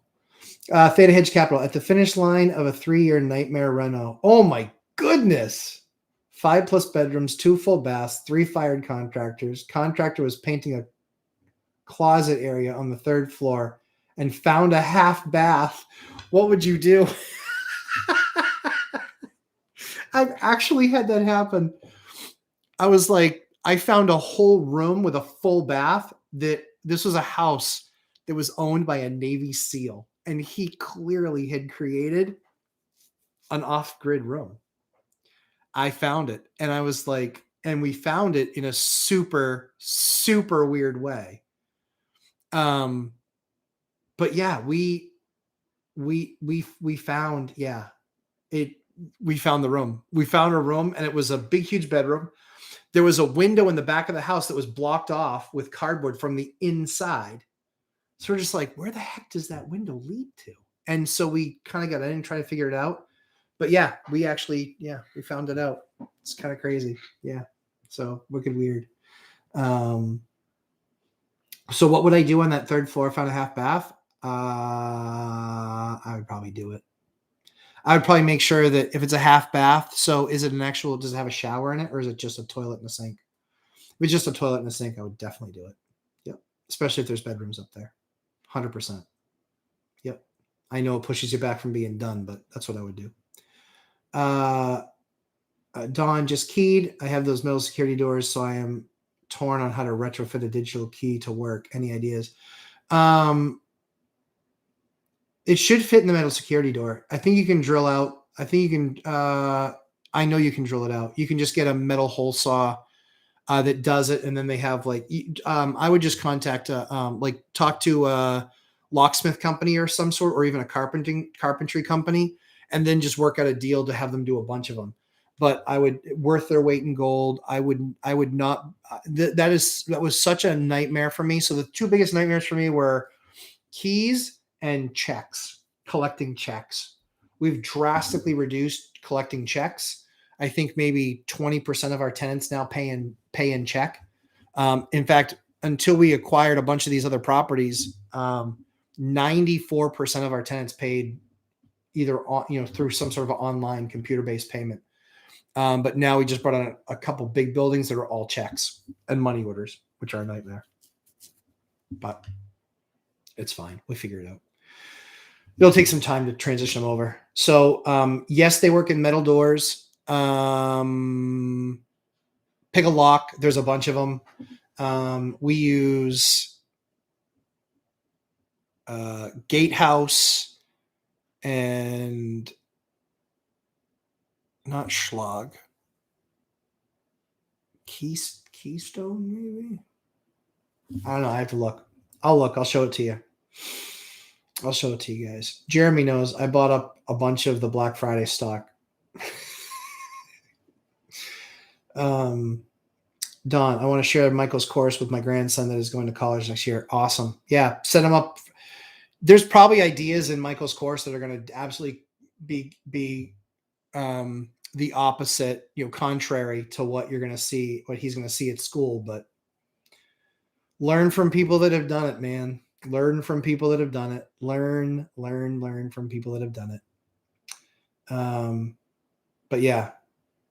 Independent pride in the workplace for sure. Yep. Invest well. Could you explain how to change the door code on a smart lock? It varies. Depends on the brand that you have. Yep. So it varies. So yeah, if I know which lock you have, we only use 2 styles. So if it's one of those, yeah, I can do it. And Nathaniel, we get extreme temperatures here too. Our weathers are a lot alike. Like we have weeks where it can be 0 here. So yeah, no. It does tell you what kind you need to use. I can tell you that for sure. Yep. How often do you change batteries in a lock, Julie Anderson? Once a year. Yep. Ours last a year. They don't seem to have a problem. So we proactively, when we swap out, if a tenant moves, it's an instant swap. Otherwise, we just make sure that when the renewal comes around, that's part of the renewal process. We'll send them a note. Hey, we need to change out the batteries on your lock. So yeah, we go through a decent amount of double A. Some of them are double A, some of them are triple A. So I just bought batteries. I think we spent about $90 on batteries, but that will be good for quite some time. Yeah, it's probably a couple of bucks. Probably a couple of bucks a year per lock, but that saves me a fortune in the pain in the ass that it was going and getting keys. That sucked. So Nathaniel, yeah, good to know. Yeah, you're welcome. So don't pick the ones that are all digital. There's one that I don't think Schlag makes it. I'd have to look and see who makes it, but it's all digital. We use that on the interior of any of our larger buildings. So if you have a hallway where you have, 3 units that you're accessing, if you have three units that you're accessing, like from the same hallway or stairwell or whatever, We'll use those inside. They're great locks. They're great setups. They're very attractive. They're awesome. They're great. We use those. If it's exposed to the elements outside, we will use a gatehouse, or we will use that other vendor. I'll have a name for you guys next week. But we use those, and we haven't had any issues. We haven't had any issues with those like not working. And we had a couple code snaps, like wind chill below 0 for like 5 days, and they still worked. They still worked. The biggest issue now is just getting a tenant to say, yeah, it's blinking red. We always tell them, hey, if it's blinking red, just let us know. Or we tell them you need to swap out the locks and the battery. Saves us a trip over. But I'd say probably, I don't know, almost 100 units. I'd say maybe a couple times a year somebody gets locked out because it stops working. It's fine. Like I said, beats the heck out of the other option with all the keys, which was such a nightmare. Oh my goodness, was that a nightmare? So bad. So yeah, you're welcome. Glad, happy to help. Dion Talk Financial hint: Three Amigos Xmas Eve live session. Christmas Eve live session. What is that? That's Friday night. Yeah, maybe. Yeah, probably. I just have to see kids' presents and stuff. Yeah, possible. Heard it here first. Possible. Yeah, we can probably do that. I'm setting it up differently next time. That's what I can tell you. I think I figured that out too. So I'll work on that tomorrow, actually. All right, guys. We're hit our 3-hour mark. We've had a lot of fun. It's been a great time. Appreciate y'all guys hanging out with me. Yeah, I think, big week in front of us. Christmas next weekend. I doubt that Mike's going to do one on Christmas Day, but I will be here the day after Christmas. I will be here next Sunday, and we will do one Thursday night, Mr. and Mrs. Lumberjack. So the week is the Dion Talk Financial Freedom on Tuesday at 4 p.m. Pacific Standard Time. I'll be on Mike's channel tomorrow, and so you'll see, or excuse me, Tuesday, you'll see videos from us on Tuesday. Thursday, we have the Three Amigos that afternoon.